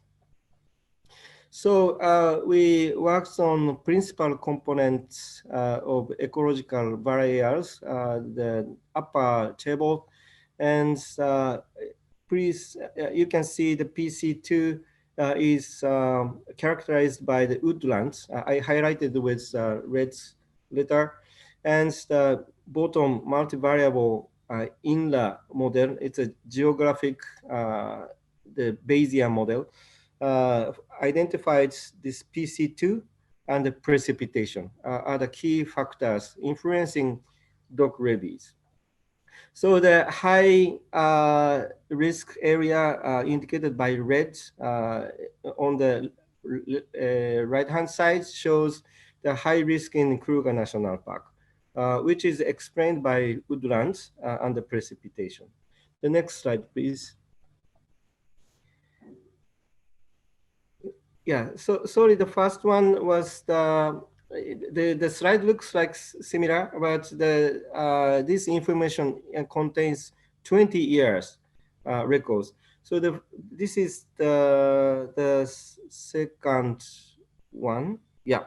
Then second one, the PC2 was also characterized by woodlands and the best model with lowest DIC and WAIC are temperature and precipitation on the bottom table, middle one. So but you can see there's some involvement of PC2. But anyway, so this model was explained by temperature, high temperature actually, and a high precipitation. And as a result, again, Kruger National Park was indicated as the high-risk area. The next slide, please. So as a conclusion, I showed the importance of understanding association of ecosystems in disease maintenance, and Kruger National Park provides suitable conditions for jackals and resource competition with jackals and dogs. Is the factor maintaining dog and also human rabies. And so, well, dog vaccination is important, but even for South Africa, they have to wisely allocate the resource for supporting dog vaccination. And so targeted dog vaccination and dog management intervention are necessary for South Africa, particularly in the high-risk area and neighboring countries. Okay, thank you very much for listening to my talk.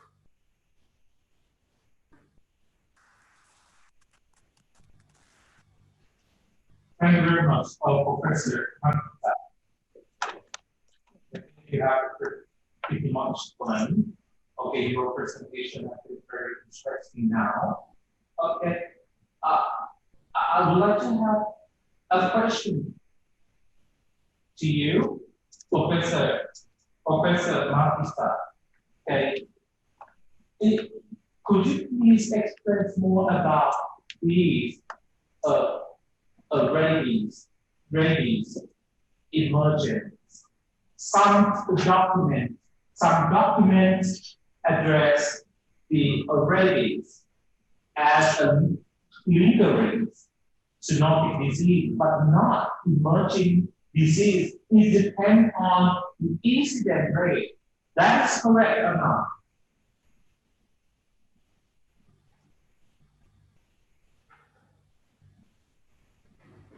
Professor Makita? Yes. Is that your question to me? Okay. Yeah, I would like to ask you a question. Okay, a simple question. It's very interesting about the rabies emergence. But when I read some documents published in the International Review Journal, some documents say about the rabies more likely to be legally zoonotic disease, but not emerging disease, based likely on the incident rate. That is correct, Professor Makita. So you are talking about the two things. One is it emerging disease, and the second one is legally. Yeah, literally. Some documents published in the journal say about these rabies, likely say as a lingering zoonotic disease, but not like emerging zoonotic disease. What do you have any opinion on these information? That's on incident rate. That's interesting talk. Legally, yeah. So the disease understanding and the response somewhat politically related. I think that's your point. But probably if you if one part of tripartite, so FAO, WHO, OI, they are together, and understanding and some perception on the disease may be different between countries or regions. Yeah, then I think it is quite dynamic disease. It is endemic, but as you see, ecologically, it initiates emergence quite easily, and the reason, my point is that the reason of emergence can be more predicted if we understand the ecosystem better. Yeah. Thank you very much. Thank you very much. Very much. Very interesting. Yes. So I would like to take this opportunity on behalf of the organizing committee, Faculty of the Health Thammasat University. I would like to thank you very much for very high for what highly provides a great talk to our audience. Thank you very much, Professor Magda. And I would like to continue the next speakers. May I invite Professor Dr. Hian Chi-Tu Miao from the Department of Public Health, Faculty of Health Science, along University of Vietnam, to deliver and invite a lecture on health risk assessment of exposure to multiple heavy metals among the children living in a Vietnamese informal US recycling village. Professor Dr. Hian, please.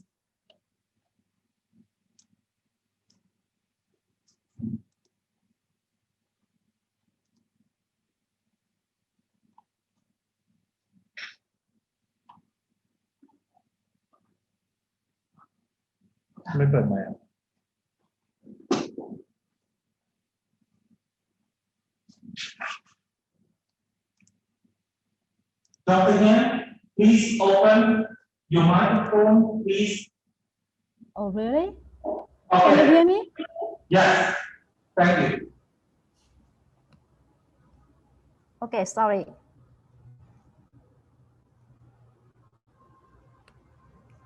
Yeah, thank you very much for the chair introduction. Good afternoon, everyone. It's very honored for me to be here today in this useful and interesting on health seminar to share with you all our research findings entitled Health Risk Assessment of Exposure to Multiple Heavy Metals among Children Living in a Vietnamese Informal E-Waste Recycling Village. Honestly, this is a collaborative effort to show a small picture of environmental pollution of heavy metals derived from informal e-waste processing activity and their adverse effect on children's health in Vietnam.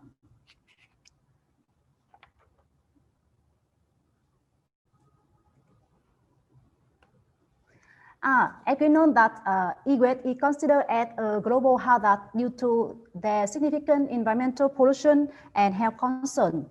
E-waste may contain a unique combination of persistent organic compounds and about more than 60 toxic chemical elements like heavy metals, lead, cadmium, chromium, nickel, etc. And according to the global e-waste generated in 2020, around 53.6 million tons of e-waste generated in 2019, with a rate of 7.3 kilo per capita globally, and it predicted increase by years. However, only 17.4% of global e-waste documented to be collected and properly recycled around the world. From 7 to 20% of e-waste is exported as second-hand products to other developing countries like Southeast Asia, including Vietnam, Thailand, Laos, etc. What about the e-waste exposure and public health, particularly children's health? You can see that children are considered more susceptible and vulnerable to hazardous substances and likely to experience adverse effect of e-waste exposure to their health. And the children can expose to heavy metal in e-waste through multiple environmental media, air, dust, soil, water, food, via multiple pathways: inhalation, ingestion, hand-to-mouth, and dermal contact pathway. Many studies before documented that there were a significant association between the heavy metal exposure and children's health, like physical health and mental health impairments. In Vietnam, currently, e-waste is considered a challenge because of environmental health concern and public health also. The current report shows that e-waste generated from yield electronic weight per capita in Vietnam tend to be increased by years, and e-weight were collected, dismounted by mainly in the formal private sector using a simple and manual process without safe and controlled disposal and recycling that may cause the environmental concern and effect to the people living near the e-waste processing areas. Up to date, there were no complete e-waste recycling technology and sustainable management system applied in my country. Also, there were no specific framework or legislation on e-waste in Vietnam. Here is the e-waste processing step in Vietnam, including collection, dismantling, processing, and process. But one of the main issue is that most of e-waste are not collected and dismantling properly. That may cause the environmental health concern. Some studies currently show the potential hazard derived from e-waste processing village in Vietnam. Like Japanese team show that heavy metal and some persistent organic pollutant probes found in the river sediment, soil, dust, in worker serum or dust or breast milk. And our study start in December 2018 in one informal e-waste processing village and reference village in northern Vietnam to see how much concentration of heavy metal, lead, cadmium, chromium, arsenic in drinking water, rice, dust, and soil. Secondly, we would like to see the cancer and non-cancer risk of exposure to heavy metal among children living in this village. The next, we would like to see the concentration of heavy metal in blood, the DNA damage and IQ level of the children living there. And next, we would like to see the correlation between the concentration of heavy metal in different environmental media and the carcinogenic and non-carcinogenic risks, DNA damage and IQ level. Lastly, we would like to see the effects of some selected socio-demographic variable to the blood heavy metal, DNA damage, and the risk among the children living there. And the findings of our study were published in 3 papers. For the publication 1, we can see that the main finding to show that in drinking water can be safe for the people cooking or drinking. In cooked rice, the heavy metal, particularly nickel, were found significantly higher in exposed village than reference village. And cadmium, arsenic found in cooked rice sample were both under the maximum allowable limits. In surface dust, we can see that 3 heavy metal, nickel, lead, and arsenic in surface dust in the exposed village was significantly higher than those at the reference village.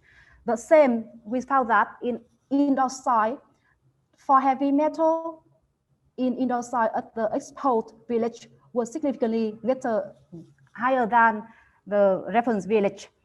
And we can see that the distribution of heavy metal concentration were highly distant associated, decreasing the concentration with the increase of distance from the source of e-waste processing. And heavy metal concentration may deposit near the pollution source instead of disposing in the surrounding area to ambient air.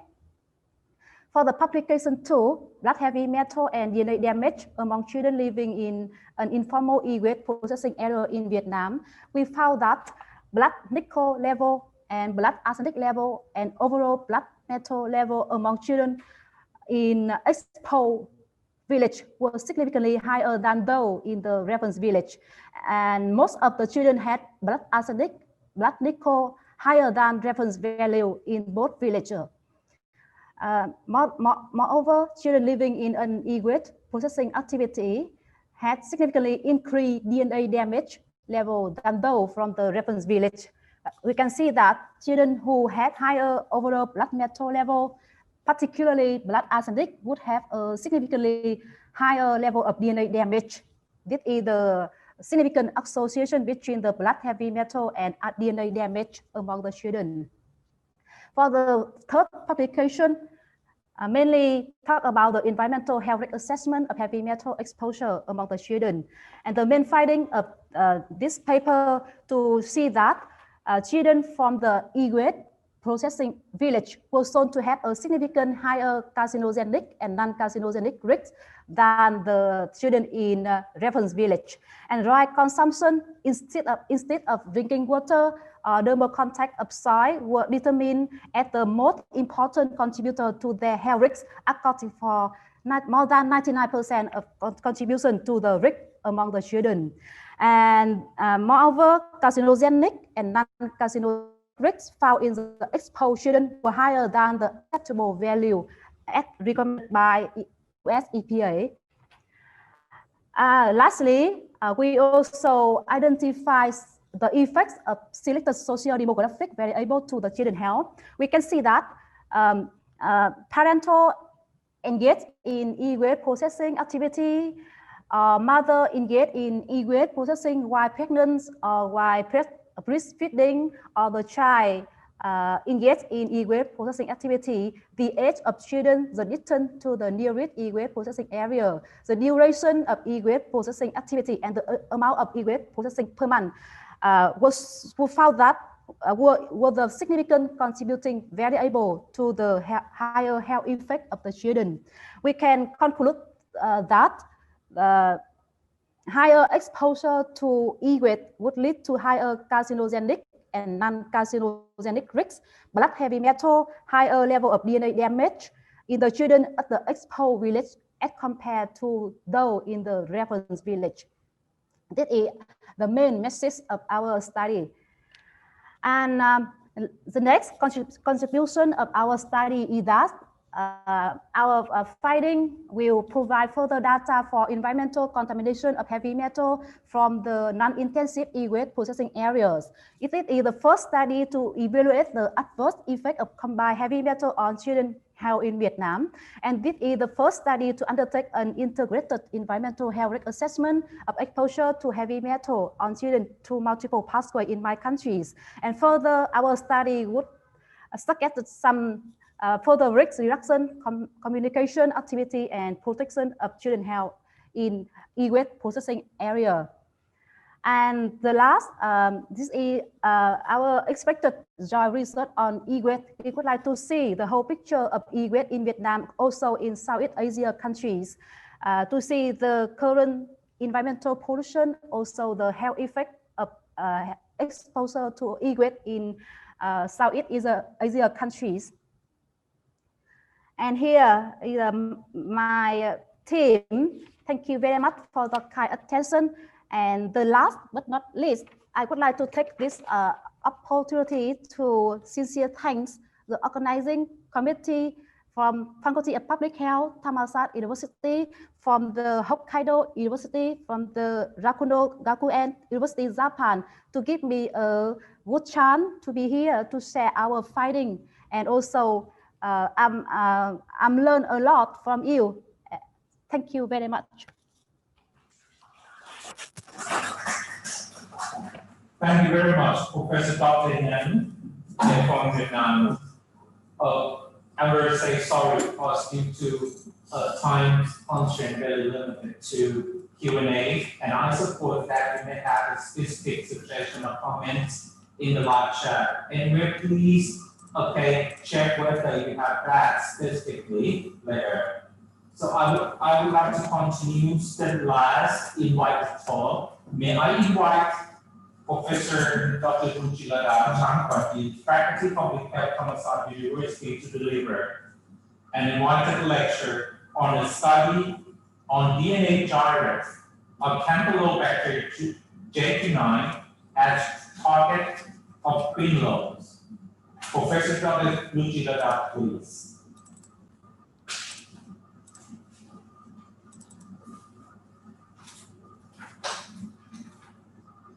Thanks for your introduction. My name is Ruchirada Changkwan-Yoon from Faculty of Public Health, Thammasat University. Today, I would like to talk about study on DNA gyrase of Campylobacter jejuni as a target of quinolone. This picture shows the occurrence of infection with pathogens transmitted commonly through the food, reported by FoodNet. And you can see 4 major causes of food poisoning during 2016 to 2019. And also you can see that the high occurrence of infection pathogen was Campylobacter, followed by E. coli 0157, Salmonella, and Shigella. Actually, Campylobacter jejuni and Campylobacter coli are both responsible for Campylobacter enteritis, but Campylobacter jejuni infection are more prevalent. Campylobacter jejuni is bacterium in family Campylobacteriaceae. They are gram-negative lot, non-spore forming and motile by single polar flagellum at one or both ends. These bacteria are microaerophilic and fastidious bacteria. It means they require an oxygen concentration of 3 to 15% and complex growth media. Campylobacter jejuni is important cause of foodborne gastroenteritis. This bacteria is commonly associated with poultry and is naturally colonized in the digestive tract of many bird species. Particularly important to humans is the colonization of animal used in food production, including poultry, swine, or cattle. Generally, this disease is clinically mild and self-limiting. Antibiotics play an important but limited role in the treatment. However, the treatment is needed in individuals with invasive or severe disease, and the treatment also needed in the immunocompromised patient or in the children less than 5 years old. And the drug of choice to treatment of Campylobacter jejuni infection is usually quinolone. The study of Campylobacter jejuni in food, animal, and human in northern of Thailand showed 52% of chicken samples were found to contaminated with the Campylobacter jejuni, and 63% of dairy cow sample was contaminated with Campylobacter jejuni, and 62% of children with diarrhea found the Campylobacter jejuni. And in this study showed that the Campylobacter jejuni, which isolate from children with diarrhea, and Campylobacter jejuni isolated from chicken have some molecular profile, have the same molecular profile. So it suggests that the chicken and children may share an important source of Campylobacter infection. So this study suggests that Campylobacter jejuni can be found commonly in variant food-producing animals in Thailand.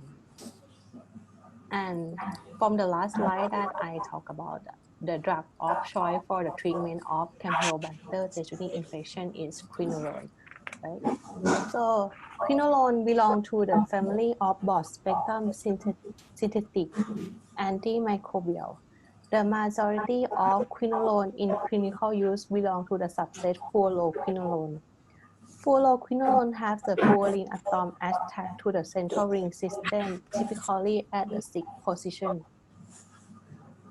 Quinolone used in the treatment of both human and animal disease. The mechanism of this antimicrobial is inhibit bacterial DNA replication by the inhibition of enzyme called DNA gyrase or DNA topoisomerase 4.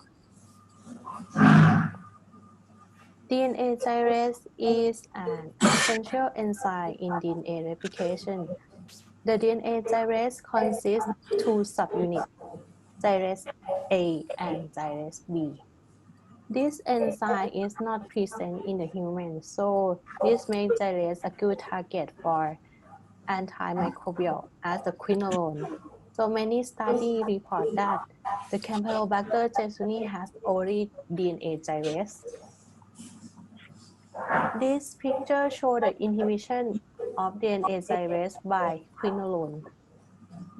The red dot is quinolone. So quinolone will bind to the quinolone binding pocket, inhibit the receiving activity of DNA gyrase. So then let the cell dead. The antibiotic antimicrobial susceptibility testing is essential to provide guidelines on the treatment of Campylobacter infection because Campylobacter is a slow-growing bacteria and require microaerophilic condition and supplement growth media. Variation in the media used in the incubation condition could affect the result of antimicrobial susceptibility test. Therefore, it would be highly desirable to develop an in vitro method which would accelerate progress in identifying more potent quinolone for their activity against Campylobacter jejuni. So the objective of this study is to elucidate the activity of quinolone against DNA gyrase of Campylobacter jejuni. This slide shows quinolone used in this study containing 10 quinolone, nalidixic acid, oxalinic acid, ciprofloxacin, ofloxacin, levofloxacin, ciprofloxacin, enofloxacin, gartifoxacin, moxifloxacin, and ciprofloxacin. This slide shows the expression and purification of recombinant DNA gyrase A and B subunit. So after gyrase A and gyrase B gene were amplified from Campylobacter jejuni, the expression and purification เมื่อ of เช้ารู้สึกจะลืมเอาที่ชาร์จ A and ไฟขึ้นไป gyrase B performed, and it shows the result of SCS page analysis, and I got 2 subunits of DNA gyrase with high purity. The combination of gyrase A and gyrase B subunit were examined for DNA supercoiling activity with relaxed DNA at the substrate in the presence and absence of ATP. DNA supercoiling activity were observed in the presence of ATP and recombinant DNA gyrase subunit in the length 2, which demonstrate that they reconstitute a function DNA gyrase. Neither in length 3 and length 4 subunit alone did not show DNA supercoiling activity. And in addition, you can see in length 5, no supercoiling was observed when ATP absent. Next, quinolone inhibit DNA supercoiling assays were performed. An inhibitory effect of quinolone against recombinant gyrase is present at the IC50, or the half maximal inhibitory concentration, mean the concentration of quinolone that can inhibit DNA supercoiling for 50%. So this picture shows the inhibitory activity of quinolone, ciprofloxacin, enrofloxacin, moxifloxacin, and ciprofloxacin. The red arrow point to the IC50. IC50 for ciprofloxacin is 1.0. IC50 of enrofloxacin 2.1. IC50 for moxifloxacin 1.5 and IC50 of ciprofloxacin 0.4. This slide shows inhibitory activity of gartifoxacin, ciprofloxacin, levofloxacin, ofloxacin, oxalinic acid, and nalidixic acid. and the red arrow point to the IC50.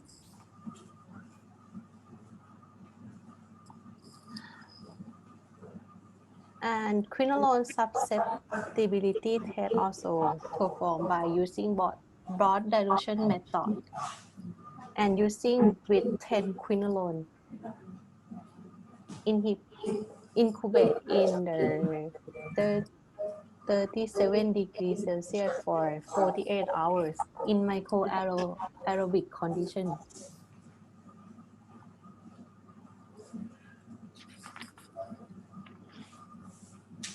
In this study, 8 quinolone show high activity against Campylobacter jejuni gyrase. Conversely, the remaining 2 quinolone, oxolinic acid and nalidixic acid, were shown lower inhibitory activity. This difference may be occurred by the addition of furanine atom at the position 6. This was the earliest common modification to the old quinolone. In this study, citalfoxacin showed the highest inhibitory activity against Campylobacter jejuni DNA gyrase. Citalfoxacin belongs to the 4th generation of quinolone that are more effective than ciprofloxacin against Campylobacter jejuni strain.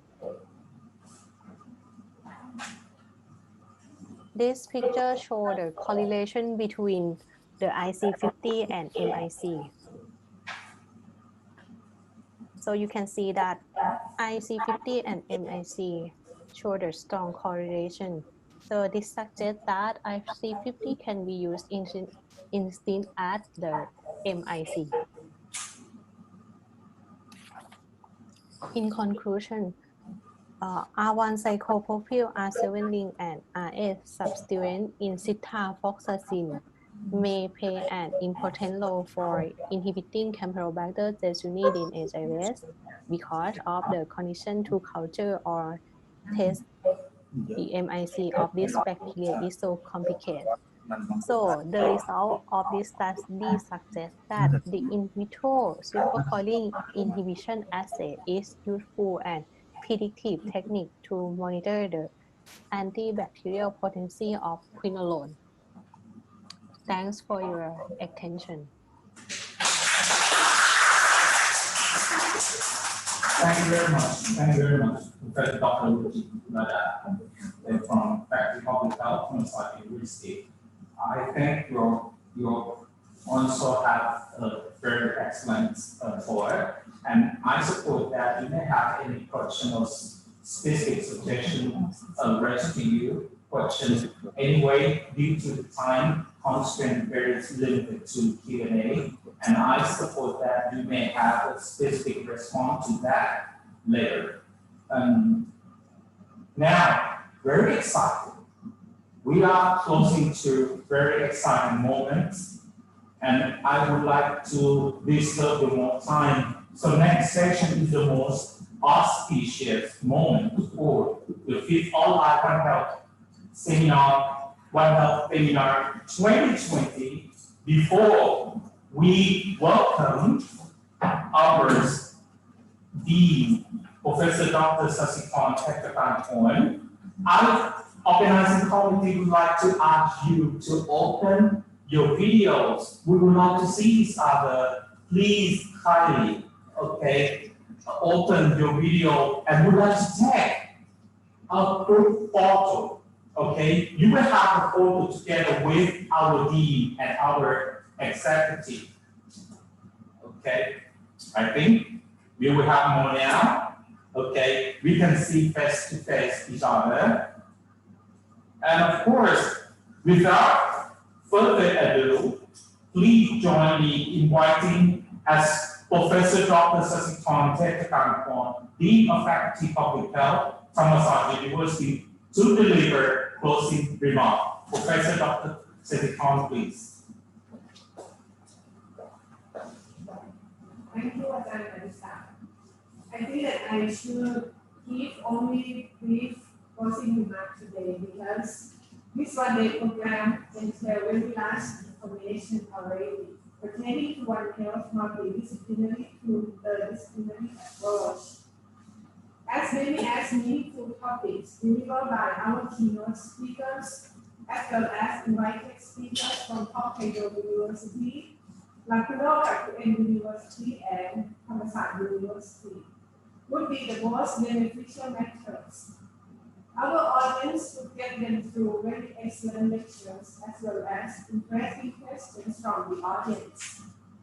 Meaning that as more increasingly important to build and to promote one world, one health concept, our tripartite visions are continually moving forward to bridge our gaps of knowledge and to build and promote our strengths and expectations, not only collaborative research, but also educational programs. This is the reason why we need to continue our collaboration closely. Then, may I briefly deliver the 6th lecture series mission on One Health to Hokkaido University and Lakuro University. Please accept it. Thank you all speakers, our audience. We look forward to meeting with you again next year. Thank you.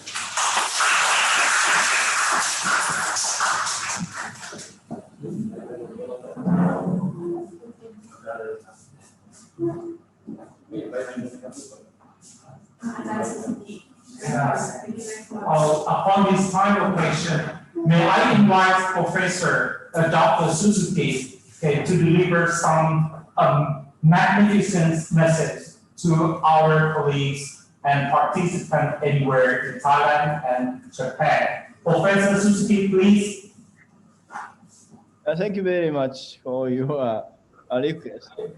I have never imagined that I will be asked like this. But today I joined the talk from the speakers, and we are happy to be a host for the 6th symposium on One Health. And we are looking forward to seeing you, possibly in Sapporo, but maybe by the online. Thank you very much and see you next year. Bye-bye.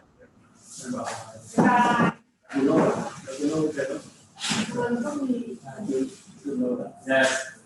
Also, we would like to invite Professor Dr. Junoda, and others very important, colleagues. Please deliver some magnificent message to our colleagues and participants anywhere in Thailand or connecting us in Japan. Professor Junoda, please. That was a surprise for me too, actually, but it was a great opportunity to hear all the talks and share some ideas. And yeah, it's great that it has been continuing for a 5th time, and we'll continue next year or next time also. So like to see you in person, but yeah, if it's not possible online, then like to continue the discussing science and then hopefully contribute to the education in all institutes. Okay, thank you. Thank you very much. Thank you very much. So now I think we are now closing to auspicious moments. We are taking a group photo. You be witnesses together with us. Please join us and open your video.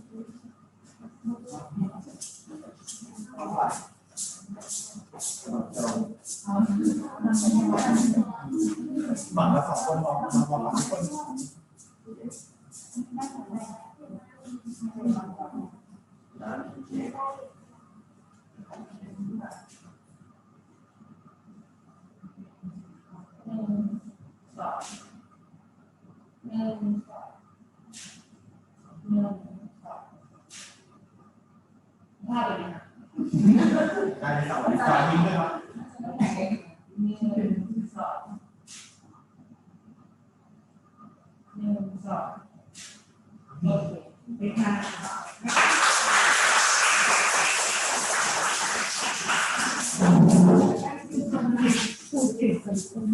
Yes, thank you very much. Thank you very much for your participation and attention. I myself, on behalf of the organizing committees, I hope that these auspicious moments have offered our bilateral benefits. And I hope that we're going to have already a great deal of the success of this big online One Health Seminar 2020. And we will organize the next coming seminar in Japan, right? The next years. We will waiting for this. Okay, thank you very much. Thank you very much. Have a nice day. Thank you. Okay, thank you. Thank you very much. Have a nice day. Thank you. Bye. Hi.